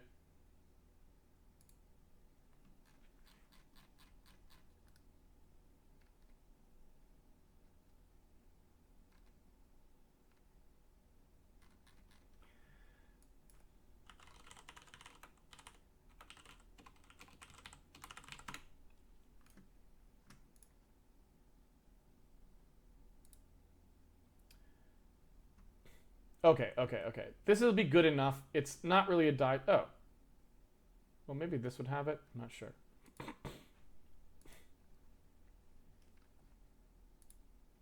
Okay. So, the only thing that I wanted to kind of talk about before I got into like what actually happens with the cache there is that if you look at this sort of block diagram, which is not as good as a die shot, but if you look at how the new like Zens are architected, let me start by talking about yield, because this is a Muratori answer, so we're going all over the place, and I apologize, but I'm just giving you the full thing. Computing is complicated. What can I say? So, modern CPUs are incredibly hard to make. And if you don't believe me, I would highly encourage you to just go look. In fact, Fabian Giesen and myself have recently been trading links about what's called extreme UV lithography, which is something that they're having to do now in order to try and get chip production speed fast enough at the really small feature sizes that they're trying to do. And I would highly recommend going and reading about extreme UV lithography, not because it's really all that important to know, but rather because if you just take a second to think about just how nuts it is to make a chip nowadays, that can kind of help inform your thinking about why some of these things are the way they are, right? It's just hard. To give you a slight example, extreme UV lithography is a way to, well, this is all just really interesting stuff, so I'm just going to talk about it. All right, so how do I make a chip? How do we just make a chip at all, right? Well, you go read online and they're like, hey, we got this new 7 nanometer fab, right, at TSMC, right? This is the kind of stuff you'd read. This is our new 7 nanometer fab at TSMC, and we're using it for making the new Ryzen chips, and blah blah blah, right? What does that mean? What's TSMC? What is 7 nanometer? What's a fab? I don't know, right? Well, obviously the easiest thing is, well, TSMC is a company, right? You can look at them. Here they are, right? They're a company in Taiwan, and they make chips, right? They actually make the physical chips that you use. So they're I don't know what you call them, a third-party fab. I don't know how you would describe it, but a company like Intel, they have their own fab and their own fab technology, which means that when they go to make the latest i9 chip that you're going to buy and put in your desktop processor, Intel itself owns the fabrication facility. They're actually here in the US usually, and they will go in. I think they have them in Israel as well. I don't remember all the locations they have fabs now. Intel does, but they'll go. They may have some in China. I don't even really know where they all are. But point being, they've got their own fabs owned by Intel, operated by Intel employees, right? They will make the chip there. TSMC is an example of a contractual fab. You send them the chip to fab, they send you back the silicon, right? So they're making the chips there on your design. So what that means is any of you out there, anyone listening to the stream, you could fab your own chip that's as good as AMD's chip, right? Now, TSMC is probably not going to take your order for one chip. No one's going to want that, right? They want you to place an order for 1 million chips or something, right? But if you could find a way, if you ran a Kickstarter and you had your own chip design, TSMC will fab that chip for you. And they'll fab it on the best stuff they've got, right? So unlike Intel, who couldn't care less about your chip design, TSMC is a place that is literally there to hand a chip design to you, and back comes a chip. It's great. Anyone can do it. Anyone can get into the chip business if you want and have access to some of the best fabs in the world. The Taiwanese are very good at making chips. TSMC is an excellent foundry, right? It used to be that Intel was way ahead. They're not anymore. It's a bit of a race now. But Intel used to be way ahead, but now it's not as bad. Largely because Intel's move to 10 nanometer was what they call 10 nanometer, which is basically actually the same size, more or less, as TSMC's 7 nanometer. So they're not. The names are confusing, but. Okay, so first of all, there is a company somewhere. Maybe it's Intel, maybe it's TSMC. There's also a company called Global, I think, that does this. There's a bunch of places in the world, and what they do is they actually make the chip. They actually make a physical thing that is the chip. And how do they do this? Well, they take a ridiculous, absolutely absurd thing. I think it's called a silicon ingot, but it might not be called that. Let me see if I can find a picture of one of these things. There it is. They take something that looks like that, and I'm not kidding. It's actually like this incredibly freaky looking.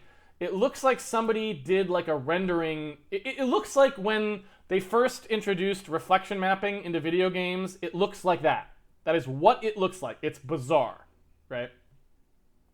And what this is an incredibly, incredibly, incredibly pure piece of silicon. I have absolutely no idea how they are made. I don't know if anyone knows how they're made. And I'm not really making that up. Like, there is some kind of crazy process that's like, they take this sand they mine from certain places and they make them into these things, and like, the basic idea is known, but the places don't tell you how they do it because certain places get really, really pure silicon. I don't know. Maybe everyone knows now, but there was a time I want to say, and I wish Fabian was here. I'd ask him for backup on this because he follows this stuff too, and he follows it probably more closely than I do. But I want to say, at least for a time, there were some companies that made the silicon ingots, and there was two, and nobody knows how they did it. Like, it was just like, these places make this really pure silicon, and nobody else can make it as pure, right? It's just this weird trade secret thing. So I may be way off base on that, but I want to say that was the case. It may not be the case anymore, but point being, somebody makes these silicon ingots, and then these silicon ingots are turned into wafers. And what that is it's a thing where you basically slice, and I, again, don't know how that process works, but that's not so, that I don't think process is so bizarre. You slice off a circular section, right? Now, I don't know why it's not a square, because that would fit more chips on it. But I assume it has something to do with the fact that maybe silicon crystals can't be made in a square, or maybe there's some other reason. I've never really thought about that before, but that would be a good thing to go look up. I bet there's an answer somewhere as to why they're circular, but they always are. You always see it's always circular. So it's not, the shape is not arbitrary, it's circular. And so there's a reason for that. Nothing in the CPU fabrication world is accidental. So trust me, there's a reason. I just don't know what it is. And it's either that there's some reason the machine needs it that way, or it's because they can't grow silicon any other way. And so I just don't know. But it's obviously not great, I would think, because all chips are designed to fit inside a regular square region for tiling. And so I would think you would want it to be I would think that you'd want it to be rectangular in the optimal case, but it ain't. So there you go. Anyway, so in order to fab a chip, you gotta have a silicon ingot. You slice that into a silicon wafer, and then we have to actually manufacture something on the silicon wafer, right? It doesn't help us to just have a silicon wafer. We have to put a chip on there somehow, right? We have to get an actual chip to form on the silicon wafer. Now, again, I'm not a hardware guy, so take my explanations with a grain of salt. And if you're really interested in this, I really encourage you to go read about it. There's tons of great stuff. You can spend a whole day just reading about this stuff, and it's really entertaining, even if you just are never going to do anything with it. It's just a really entertaining, really educational thing to go explore. So I highly recommend it. But what are you going to do? You've got this silicon, and we're starting to talk about things that are so darn tiny. So let's go back to that thing, 7 nanometer fab. Well, what is that 7 nanometer part now, right?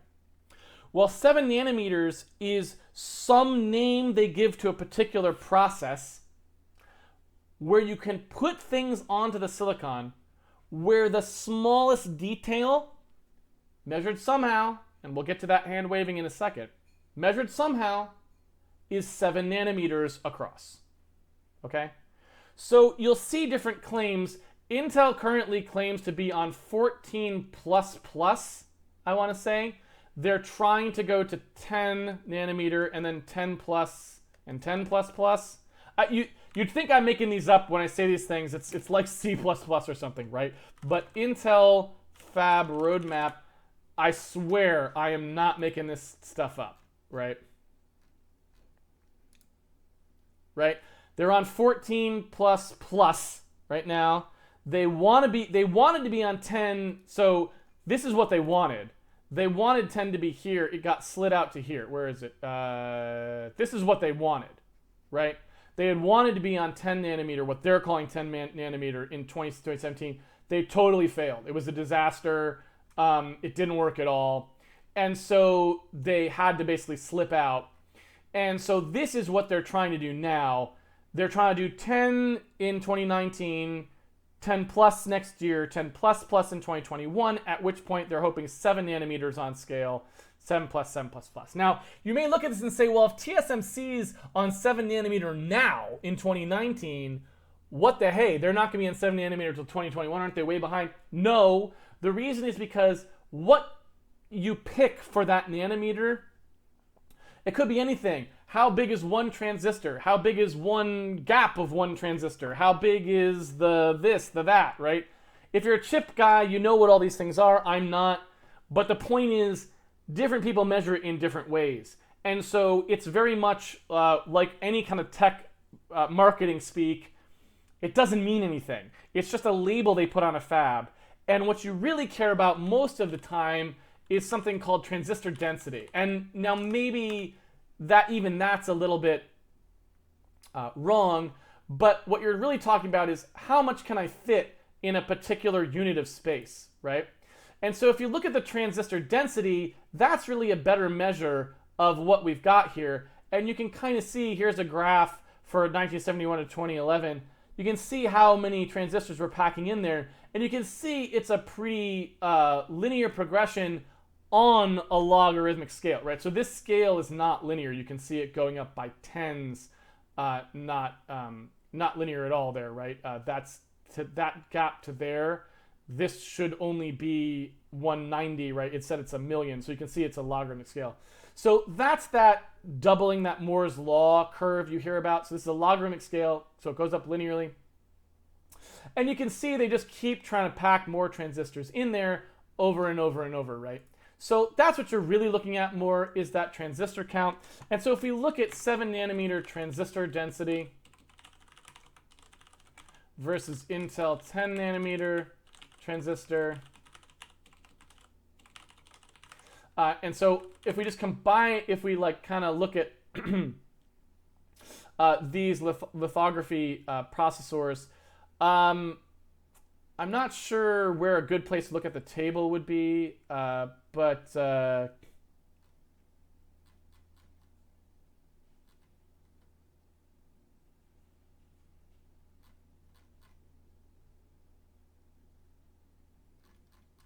I feel like these tables, if they weren't quoted, was exactly what I wanted, but unfortunately they're kind of all messed up.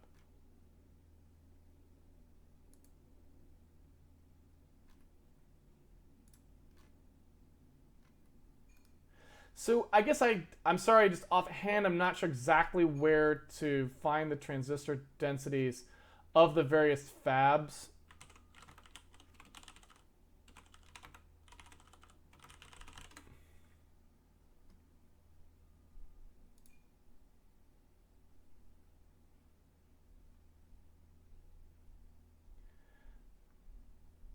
Yeah, so I mean, here's Intel's marketing gunk anyway, right? I mean, go find the transistor densities, but the point is those labels are meaningless labels. So you have to go look up something else to find out what really is going on there. And transistor density is a good way to do it. So that's one metric you can kind of use to equalize across what is TSMC versus Intel versus whatever, right?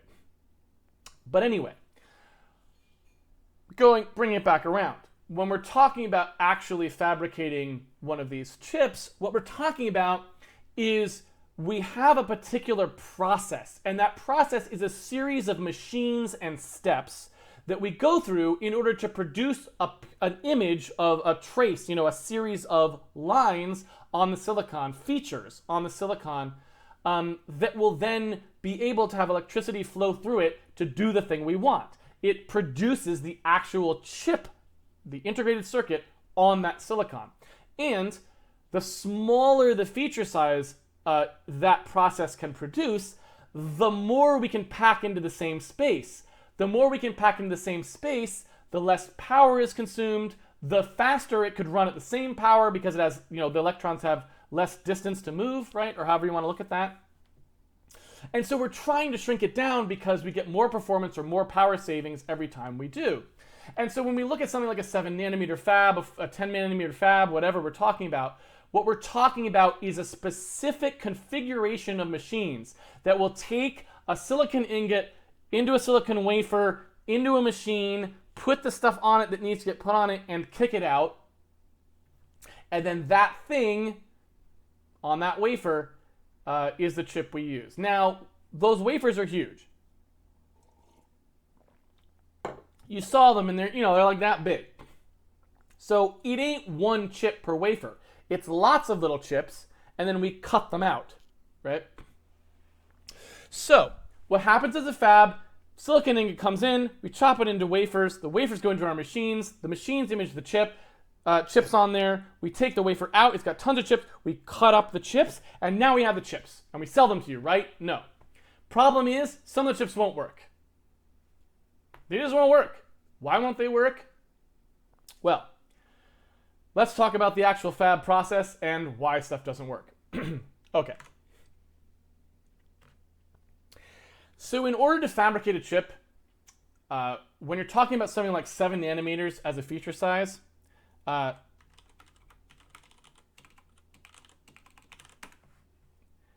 let's see here.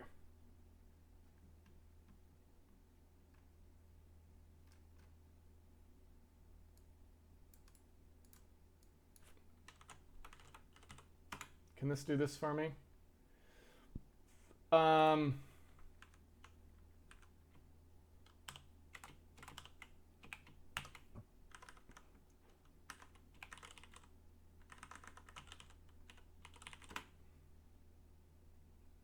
Okay. 2.82, I think, did that do that right, meters? It's 10 to the 6 nanometers. Okay, good. So we're talking about something, in this case, I guess I'll do this manually. I kind of wanted it to not do it in scientific notation, I was hoping for, but 10 to the negative 6th. So let's see here. So that is 1, 2, 3, 4, 5, 6. Did I do that right? We're looking at something that's about that big, right? An electron. A single electron is about that big, right? Wavelength of electron. So here we go. Again, not my strong suit. So those of you who are physicists, I don't know if you're on the stream right now, I may be doing this kind of wrong, and I apologize. This is why I encourage you to look at this stuff yourself. I'm not a hardware person. I'm not capable of explaining this stuff correctly, so take it with a grain of salt. But the wavelength of an electron, right? This is how big it is, right? This is the wavelength. Okay? Now what you'll notice, that's its oscillation, right? The region an electron oscillates in, 1.23 nanometers, we're talking about fabricating features that are only about 5 times larger than the actual movement of an electron. That's how small this crap is, right? Very, very, very, very, very, very, very small is what we're targeting here, right? So, what does this mean? It means that literally anything that goes wrong, anything, will ruin the chip. A single tiny little speck of dust will ruin the chip. A vibration at all will ruin the chip. Anything that happens during the imaging of that chip, the tiniest little blip, and it will be completely ruined. I'm not sure what the best way to underscore this would be, other than saying a speck of dust will ruin the chip. That's a good example. That's why they all wear it. You see them when they into fabs.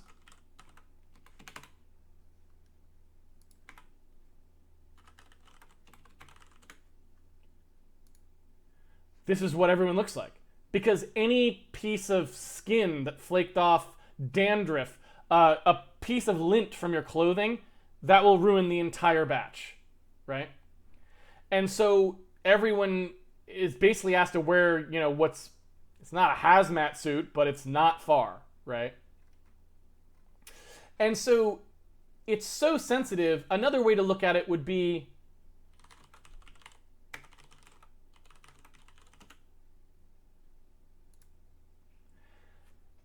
if anything happens, right?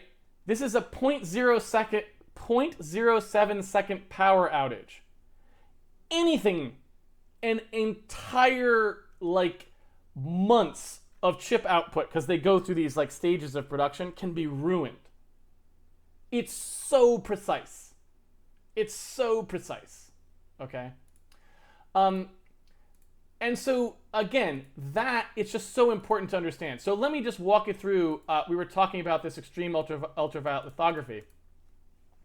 So how do we actually start putting things onto the silicon or creating features on the silicon, right? Well, what they have to do, one way we could do it, right, is to use what's basically like an electron microscope, kind of, right?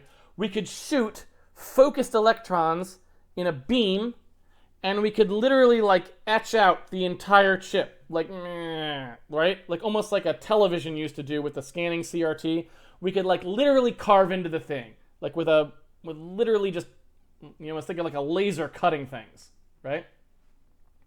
We could do that, and that would probably be the most precise we could get, right? And the problem is, this would take forever. If you were literally carving every little thing with electron, forget it, right? That would just take forever. Each chip would take so long to make that they would cost tens of thousands of dollars for one chip, right? The cost of today's most expensive CPUs would be how much the least expensive CPUs would cost if we were making them that way. It just takes too long. So what we need is something that can image a chip quickly. It's got to be able to carve way more than just generating a single little point all the time, right? And so what we're looking at doing is we're trying to create something that can do a lot of, fire a lot of carving at one chip at the same time. Kind of more like the way that you would imagine silk screening a t-shirt or something.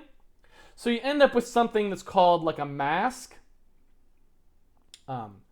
And the mask is something that's designed to have a whole bunch of stuff on it that we can shine something through and carve a bunch of the chip at one time.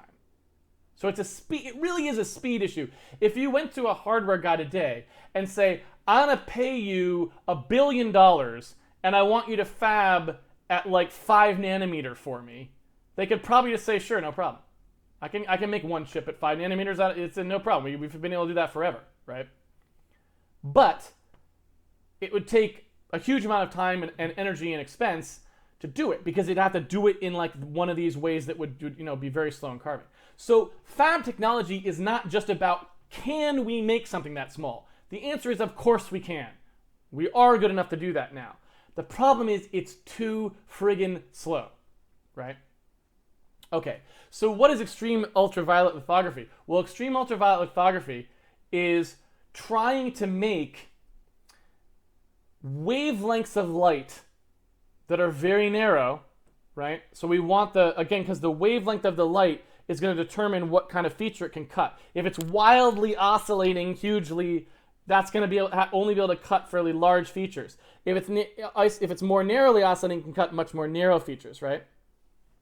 So what we're trying to do is, let's generate some light with extremely short period wavelength, extremely narrow, and we'll shine that through a mask and cut the chip that way, right? So what's extreme ultraviolet lithography? Well, as you might expect, if we look at the spectrum of light, here's an example. The light that we can see is within a spectrum that goes from high energy to low energy. Low energy spectra, anything down in the reds we see, into infrared and all this stuff. Radar, FM, TV, shortwave, AM, right? This stuff here.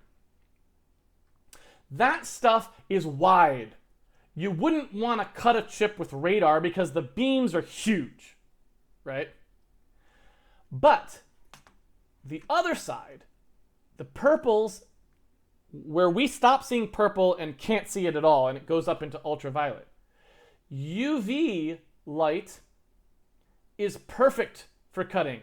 It gets smaller and smaller and smaller and smaller and smaller and smaller and smaller, really, really tiny, right up till you get to X-rays. Now, I assume, and I couldn't tell you, I just assume, that the reason we don't cut chips with X-rays is because X-rays pass right through stuff. So you can't cut a piece of silicon with an X-ray, probably because you don't know if the X-ray will even hit it. That's my guess. I don't know. That could be complete load of horse poop, and I apologize, but I'm guessing that's why. But I don't know. It might just be that we haven't quite got it right yet, and pretty soon, maybe in 10 years, we will be fabbing chips with X-rays. But I don't know. There must be a reason we're not doing it, because obviously we know how to make X-rays, but we ain't using them to fab chips. So there's a reason for it.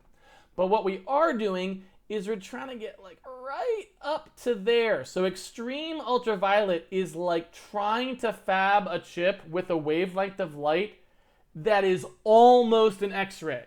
Like it's almost an X-ray, but it's just barely not. Why? That's the smallest wavelength we could use that isn't an X-ray, right? And then we're going to use that to image our chip. Well, isn't that great? Here's the problem. How do you make light that high of a wavelength? How do we get some of that, right? Well, I don't want to pretend to be a physics guy, so I can't really tell you how the best ways are to make light that's in that spectrum. I have no idea. I just don't even have the faintest idea of the sort of stuff that goes into this. But here's what I can tell you. In the fabs that are trying to do extreme ultraviolet lithography right now, they're literally doing something like this. They have a laser in the bottom of their fab that they amplify to psychotically high power. It's this big old laser. It generates a beam of light. It goes through amplification stages to make it extremely, extremely powerful. It then gets routed up into the fab, the actual fab floor, where they have a precisely timed aperture for this laser. I shouldn't call it an aperture because I don't know that's what it is, but a timing system, I should say, where the laser is designed to double tap, and I mean this literally like the way you kill a zombie, like double tap, like shooting twice, at little tiny droplets of tin that fall down into a chamber and the laser hits the tin twice. One time flattens the tin, and the next shatters the tin out into a cloud of tin. Little tiny tin atoms. I wish I was making this up, but I think I'm actually describing this correctly. Ask a fab guy, but I'm pretty sure I'm getting this roughly right. When the tin is destroyed in this way, that laser hits tin and destroys it, happens to produce extreme ultraviolet wavelength light. But it produces it in all directions. So then there's this big parabolic collector that tries to take all of that light and focus it back into the fab machine. It's actually going to use it. Okay. Focus it back into the fab machine, and now the fab machine got to control it. What's the problem? Well, here's the thing. There's really no way to reflect extreme ultraviolet light, really. It's too small. It'll just get absorbed in almost anything. So actually, they have to build these really special mirrors. I can't remember what they're called.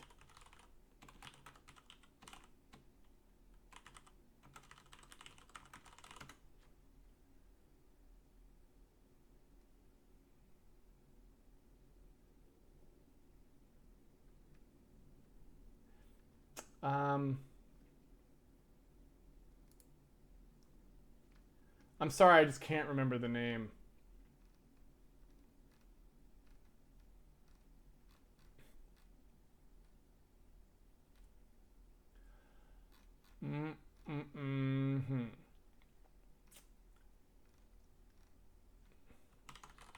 See if I can find it.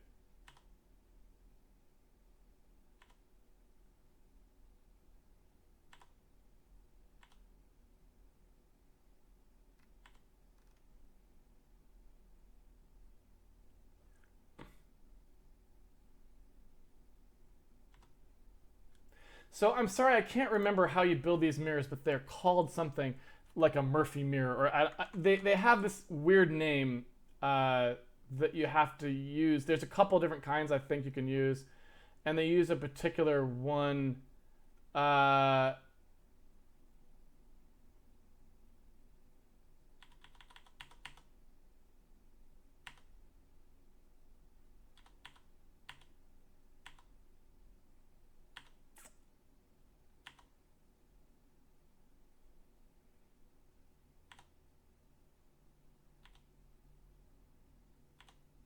So, yeah, I'm sorry. I guess I can't remember the name of it. But anyway, point being, you have to construct these things incredibly carefully. And just to underscore how ridiculous the wavelength of light is that they're working with, normally in a lithography machine, you use a combination. You don't have to use mirrors for everything. You can use lenses. So you can use things that like refract light and focus it in different ways. Apparently, EUV light the wavelength is so high that actually they don't know how to build a lens that will work with it. So you can actually, when I say they use mirrors, they actually can only use mirrors, apparently. You cannot use a lens. So anyway, shatters the tin, produces the UV light. They have specially purposed mirrors that will focus it, and then the mirrors try to bounce the light into the pattern that will then flow through a specially created mask onto the silicon to actually image the chip, right? Now keep in mind, this is just one pass. All of that has to happen just for one imaging pass on the silicon.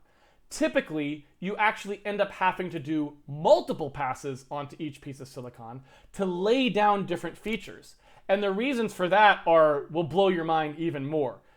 It's because when you're shooting things at it, obviously because the light is not coming straight down, it's coming down at different angles. The pits and valleys form shadowing regions, and so you have to put different parts in at different times and to try and make sure you can create the features of the right shape without shadowing from where the light comes in, and it's nuts. I mean, again, I really encourage you to read about this stuff if you care about computing. It's so fascinating. You will find it really interesting, I promise. Just go on a random tour of the internet and see where it takes you on that stuff, and you will really, it's really fascinating stuff. Okay, so anyway, how did we go down this rat hole, and why did I want you to understand just how hard it is? Well, once you get an appreciation for just how crazy hard it is to fab these things that are in your phone and in your computer and everywhere else, well, you start to understand just how easy it is for something to go wrong. So when you take that wafer of chips, they're not all going to work, right?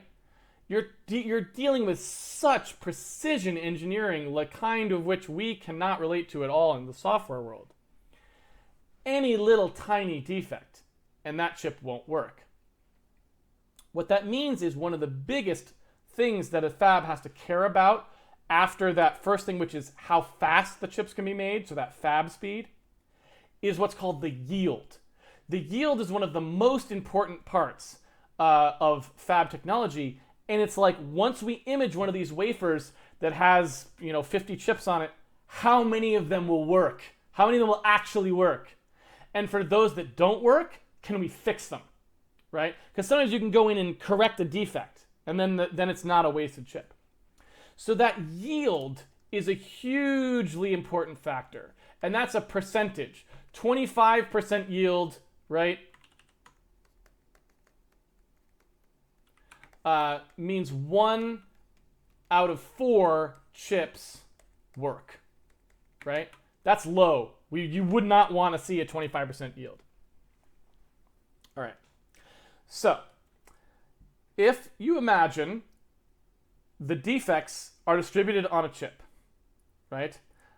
I want to give you some perspective about what happens when you change the surface area of a particular chip, right? So let's suppose that I fab a wafer, right? I'm just going to make these numbers up. Let's suppose that I have 50 chips. Well, let's do it 100 to make it easy on myself, even though I don't know if that's probably not a realistic number, but let's say I have 50 chips on a wafer, okay? So I want to make these, 100 chips on a wafer. I want to make these 100 chips, and I know that my yield rate, right, is 75%, right? So out of 100 chips, 25 will be defective, and 75 will work, right?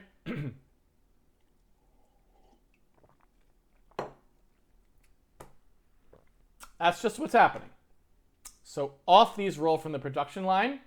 Every time I image one of my wafers, I have 25 defective chips and 75 working chips. That's what I'm going to get, right? But now let's say I want to ship a higher end chip. And that higher end chip is basically just the same chip, but it has more, right? So previously, I was taking up the space of one of these chips, but now what I want is a chip that's actually 2 of these chips together, right?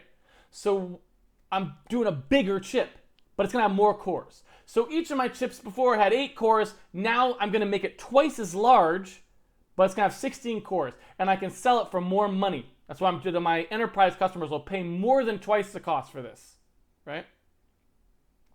Well, what happens now? Well, now I've got 50 chips, right? And if you think about what have happened here, what's the yield on those 50 chips that rolled out? So instead of 100 chips, I had 50. Well, in order for one of these chips to actually work, it means both of the chips on the original had to work. If either one is defective, I can't sell the chip as an expensive chip anymore. Maybe I can sell it as one of the cheaper ones, right? But I can't sell it as one of the higher end ones. So when I want to produce one of these higher end ones, what happens to my defect rate here? I know before that my chance was 75% of getting a working one of these chips. Well, on the same process with just a wider chip, what's going to happen? 2 of my chips have to work, so it's 75% times 75%, right? 0.75 times 0.75. That leaves me with a yield of, sorry, what was it? 56%? I don't remember. 56%. I think I'm doing that right. If you're a hardware guy, correct me. Okay?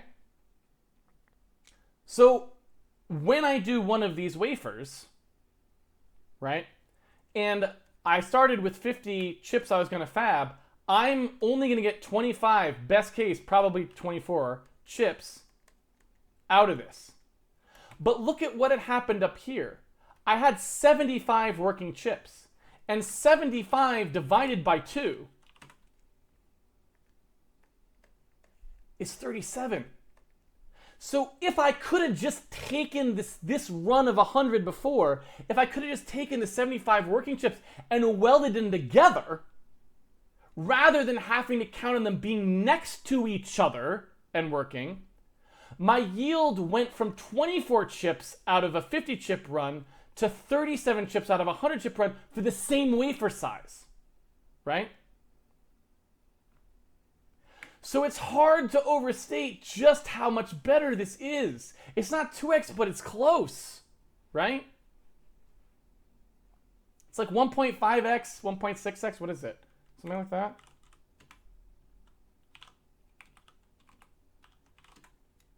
Yeah, 1.5x. That's really good. I shouldn't say close to 2x, but I mean, it's really good.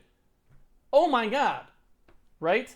I mean, just imagine the difference if you had a chip that cost $1,000, right? You're talking about having to sell it for, if it's 1.5x more yield, right? You're talking about being able to reduce that price or keep that much more profit, right? 1.5x more of that, or maybe even $500 chip, right? That's really good. Okay. Again, why am I telling you all this? What the heck does this have to do with cache sizes or how they work on multiple chips? Well, guess what?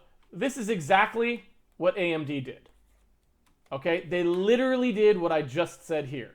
Instead of producing their chips as saying, let me produce a chip with 16 cores on it by producing a chip with 16 cores on it, they said, let me produce 2 chips with 8 cores and weld them together. That's what they call infinity fabric or something.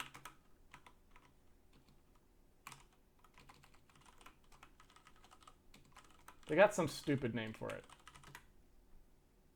I think it's called infinity fabric.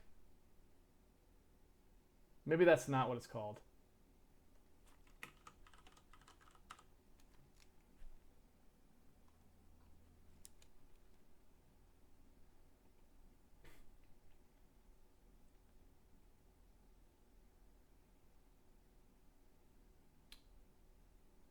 Yeah, I think so. Maybe it's not called Infinity Fabric. I don't remember what the welding is called. Infinity Fabric might just be the exterior bus. Let me just see what... I don't remember their buzzwords. What's the Infinity Fabric? Is that the welding?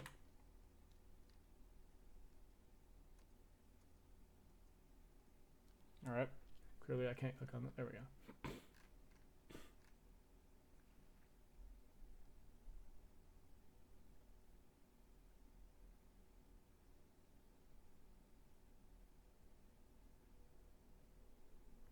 Okay, I think that's what we're talking about then.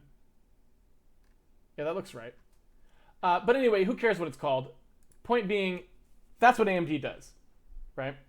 So they have things, they have what's called a chiclet process, I think is what's usually called in the industry, which is to say, rather than thinking about fabbing chips, which has a poor yield rate when you try to make them bigger, let's think about fabbing small things and welding them together. And let's focus on making a technology that allows us to weld them together in a way that can work, right? Okay, so hopefully now you can start to see what I'm bringing this back to, right? Now we can talk about cache between cores. Okay. Chiplet-based designs are going to win. I think we can pretty much just say that. And the reason is the thing that I just said before. You just get more working chips out of the fab, period. So you're simply going to always be able to deliver more cores for your dollar in a chiplet-based design. Intel's going to do it. AMD's in the lead right now. Because they're doing it, they can offer these like huge core chips for way cheaper. It's how it's going to go, right? What this means is that caching between cores, even though it was fairly simple a few generations ago, is now even more complicated. So the way you typically have to think about these things is you have to think about them as what's called a Numa architecture.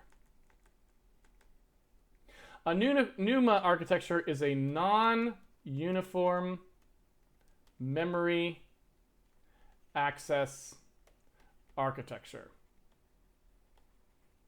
And what it means is that increasingly true on the CPUs of the future, and even the ones from today from AMD, for example, there's a whole variety of chips for which this is true, the organization of the caches and how they talk to main memory is not symmetric per core, okay? So just like I told you that the right way to think about, the CPU is to say, break it apart, say that there's work units and a scheduler, and L1, L2, L3, main memory, right? Just like I said, start thinking about these boxes as separate things that have to do work and talk to each other. The same thing is true for multi-core. So think about cores themselves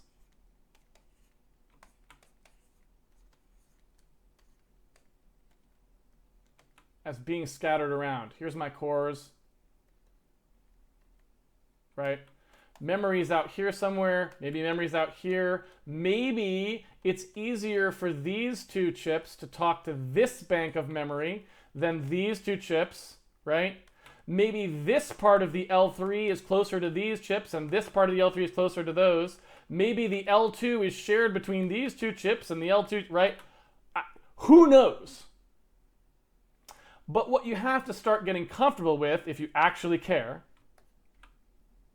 is that you have to start drawing diagrams of who can access which memory quickest, right?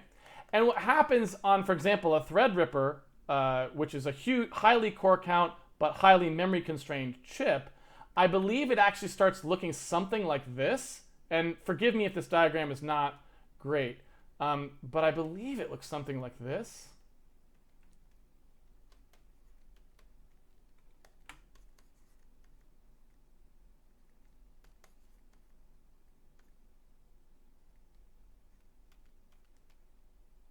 So I think this is not a complete diagram of Threadripper or anything like that. I'm trying to give you the idea of what some of the memory access patterns look like. I think they have cores that actually can't talk to memory and cores that can. So like you have a core that sits behind another core's L2, and it's got to kind of go through it to get to the L3 or something like this. I don't want to try to explain this because, again, I haven't studied the Threadripper. It's not exactly what I'm saying. But it's something that complicated. You actually have to start realizing that certain of your cores literally can't get to memory without going through another core. So that means these cores are tightly coupled together with what they're going to have to be doing. And these are completely not, right?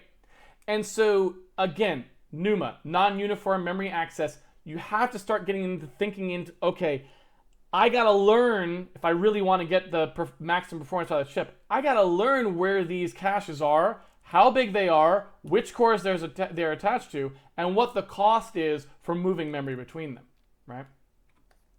Similarly, Intel chips, like Knight's Landing. This is like a Xeon, I think they're called a Xeon Phi chips. They have a thing called a ring bus architecture on them, and what they look like is something like this.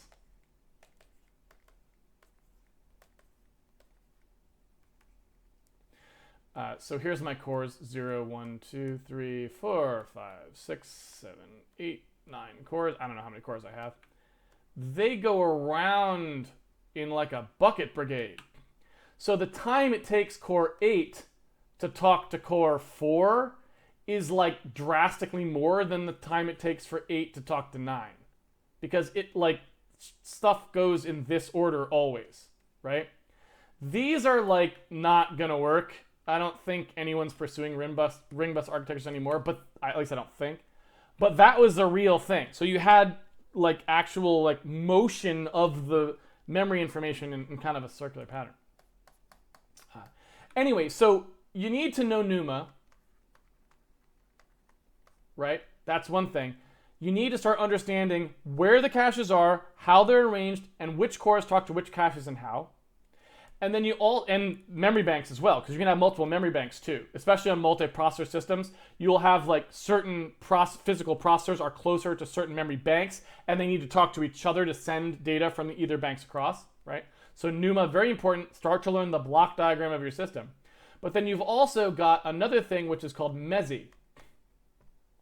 MESI is the protocol by which caches and cores talk to each other and talk about who can access which cache lines at which time, okay? And what this means, I believe, is like, what's the different ones? It's like shared, see how many of these I can get right. Exclusive,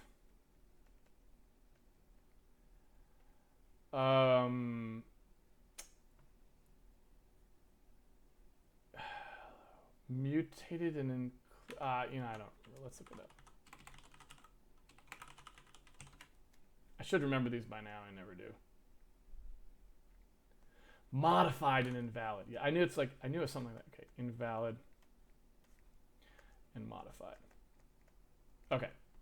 So there's this thing called the MESI protocol, and this is the actual logic by which the cache knows what to do, and so that cores can operate on the same information and not get woefully out of sync. So what happens is, remember I told you that there were 64 bytes that move around in chunks, and these things are called cache lines. Well, once you start thinking about two cores, here's core 0, here's core 1, well, maybe these both have their own L1 cache, and maybe they each even have their own L2, but then they share an L3, right? So what ends up happening is the L3 sort of becomes like an arbiter for who can do what with cache lines and when. If core 1 needs to read from a particular cache line, then rather than saying I need to have this cache line and I'm the only person who should ever have this cache line, right?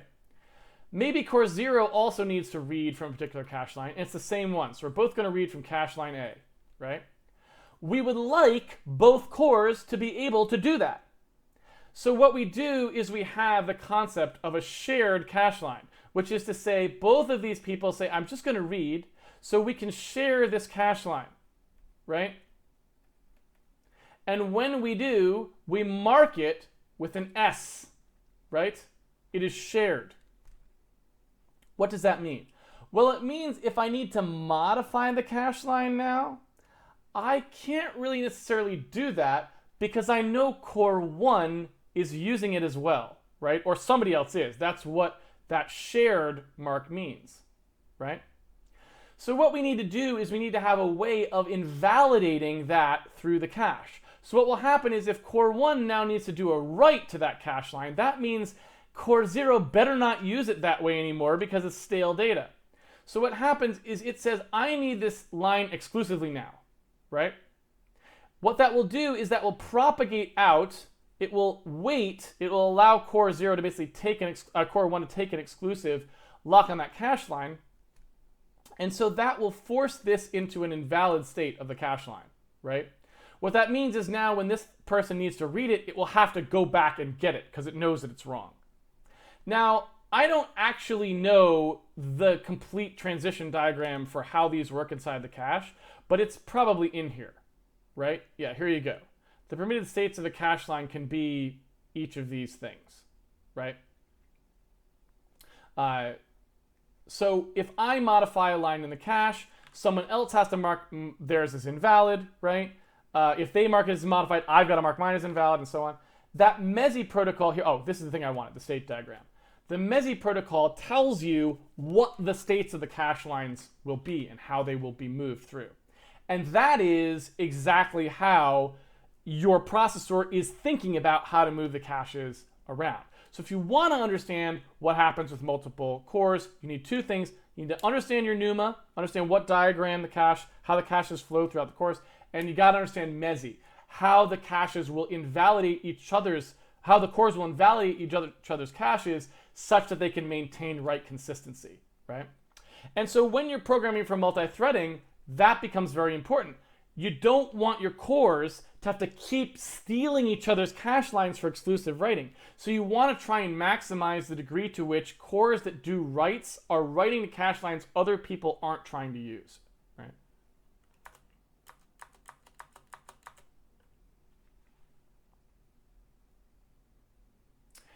Culturefrig says 64-byte cache lines are pervasive due to the burst size of DDR controllers. So basically, what Culturefrig is suggesting here, or Culturefrig, I guess is probably how it is, maybe Cultufrig, I don't know.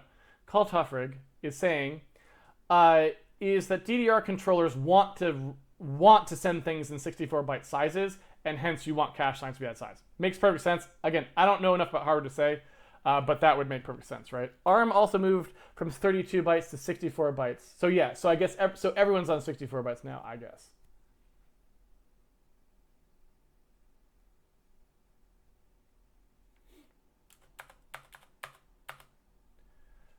Rose said the process for the silicon ingots is called the Czochralski process. I, again, don't know anything about that. Sancho Panza asks, why don't they focus on increasing the cache sizes? Is there a hard limit to it, or are they happy with the sizes as they are? So there's a number of reasons why they can't just arbitrarily make the cache sizes bigger, and they are as follows. One, again, the more cache you include on a chip, the bigger the chip gets, so that defect rate increases, and it just costs more, right? Two, the bigger the cache is, the harder it is to make it fast. Because again, if a cache is large, there's more routes that you need to. It's a physical thing. It's got to it's got to store charge and return charge back to the chip, back to the processing units, right? The actual processing logic. The bigger it is, the less able you are to make it fast, right? So having 32K of fast memory isn't that hard to do on a chip. 64K harder, 128K very hard, 256K extraordinarily hard, right? You start just running into the square size law is just really making it hard for you to make sure that you can actually get the data in. So there's a hard speed limit as well as a yield problem that you fight. So they're always trying to give us the biggest caches they can. It's expensive and difficult to do. Isn't the wavelength and size of the electron kind of the same, just different models? No idea. Not a physics guy. Couldn't tell you.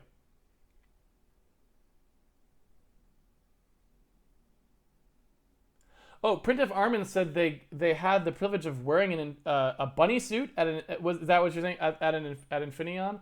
That's awesome.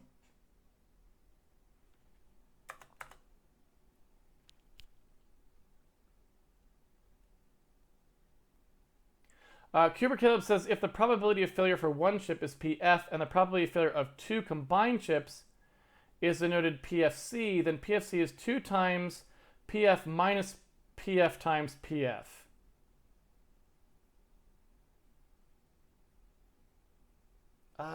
Okay, so you're saying that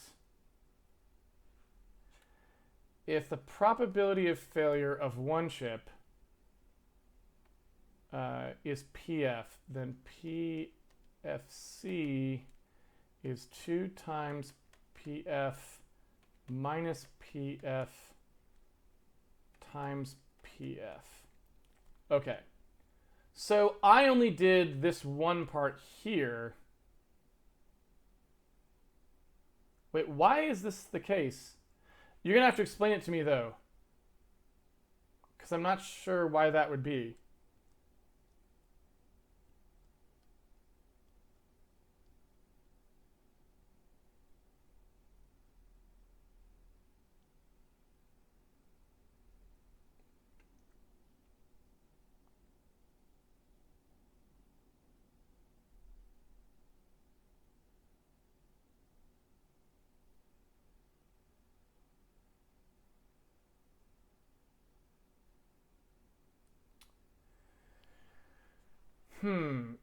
So yeah, I mean, I guess I don't know why. I'm willing to take your word for it because, like I said, I don't know the actual math, but just giving an example there.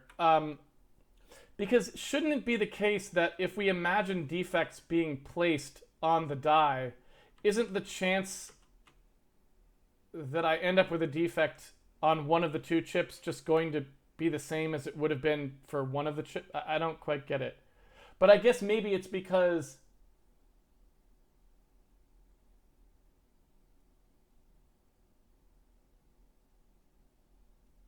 your chance of getting two working ones is higher due to the fact that the distribution of defects is more than just random in that sense.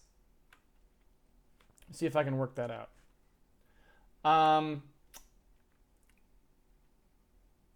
So let's say I had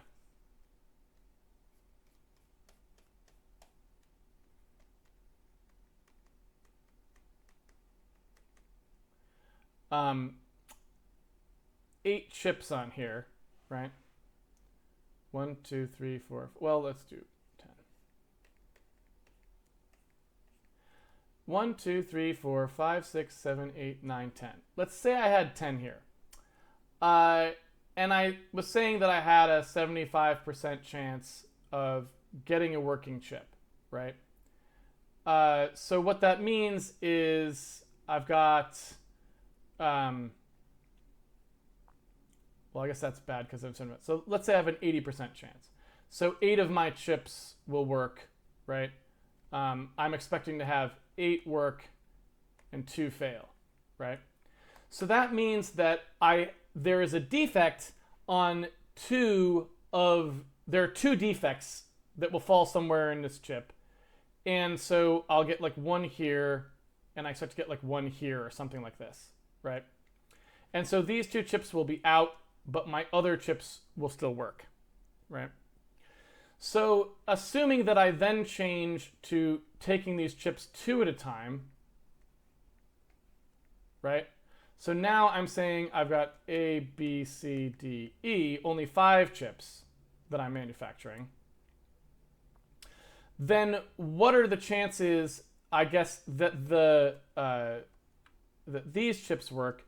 I would expect 2 of the chips to not work in the case that I have above, but how many times would the defect fall on the same chip, right? I guess would be the saving grace, right? Well, the times we can enumerate how many times that the defects will fall on the same chip, it would be when it's AB, right? I mean, another way to say it would be like, I got to place 2 defects. How many ways can I place 2 defects on these chips total so that they would fall on the same ones? So there's the AB defect, there's the CD defect, the EF defect, the GH defect, and the IJ defect. Those are the only ways that I can really place them, right? But I could place them in either order there, I suppose. So if I just look at how many there's going to be 5 defect patterns, or you could look at it as 10 if I swapped which order they were in which I would only lose 1 of my chips, right? The rest of my defect patterns, which is going to be what? I have to put a defect down on one of these, and so my first defect can go down on any one of 10, right? And then I have to put another one down on any one of 9. So I've got 90 possible ways I could do that. I think that's right. My probabilities are always bad. So I've got 90 possible ways there and 10 of ways that I could end up with only one defect. So in 1 out of 9 times, I would get 4 chips, right? And 8 out of 9 times, I would get 3 chips. Does that make sense? I think. Seems right. And so what I was saying before, where I was like, oh well, if the probability is you know, if it's 80%, or rather, so it's 8 out of 10 to get a working chip before. Now I'm going to say that it's 8 out of 10 times 8 out of 10, right? Which is going to be 64 out of 100, right? Or sort of like 6.4 out of 10.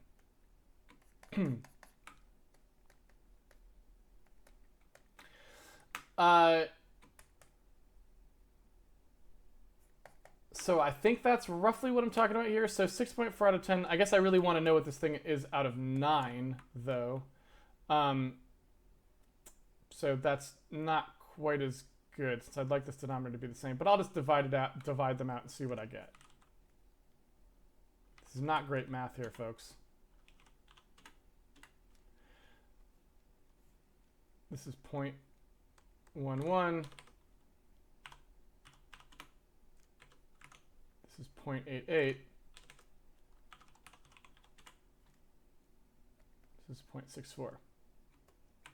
Right? Okay. So I've got a 0.11 chance of getting 4 chips, a 0.88 chance of getting 3 chips. Well, actually, I guess I shouldn't have done it this way, because we don't care about that number. What we know right now is that we're going to get one of these 2 cases each of these times, right? So what I can do here instead is just say, let's multiply this out. 1 out of 4 times I get, and here I'm getting, in this case I'm getting an 80% chance of the yield. So if I have to actually multiply this out to figure out how many chips I'm actually going to get. So out of the 9 times I do this, I'm going to get 4 chips once, plus 8 times 3 chips, or 24, right? So that's 28 chips in this case out of that run, right? Whereas here, what I would have expected to get for the number of chips I'm going to get here, if I'm doing 9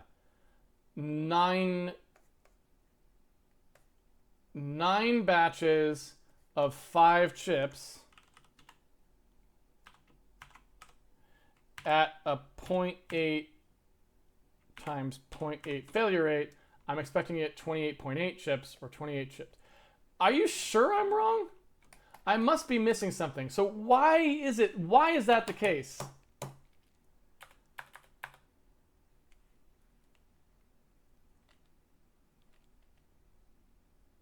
It's the union of either chip being a dud minus the intersection of both chips being a dud, since this is already accounted for in the union.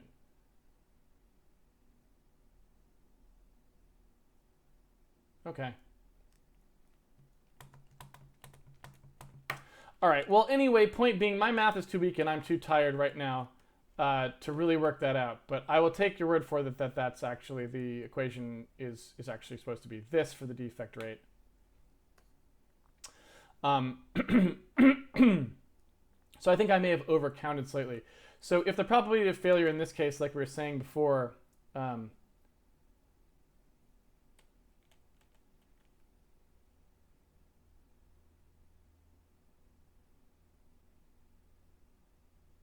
oversimplified. It should just be Bayes' theorem, and these events should be independent, so just multiply the failure rate. But that's what I did, right? Let's end it this way, since we're basically done now. I am, like I said many times during this, I'm not a hardware person. I'm just trying to give you the overview. I don't know what the actual defect rate would be there. All I can tell you is the defect rate is substantially worse. That is for sure.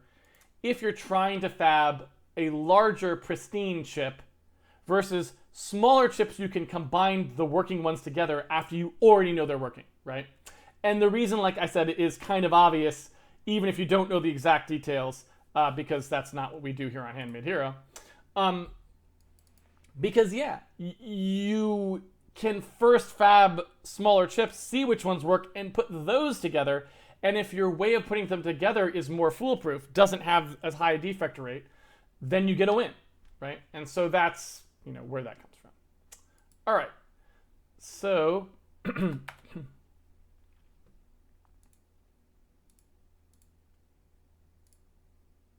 close this down.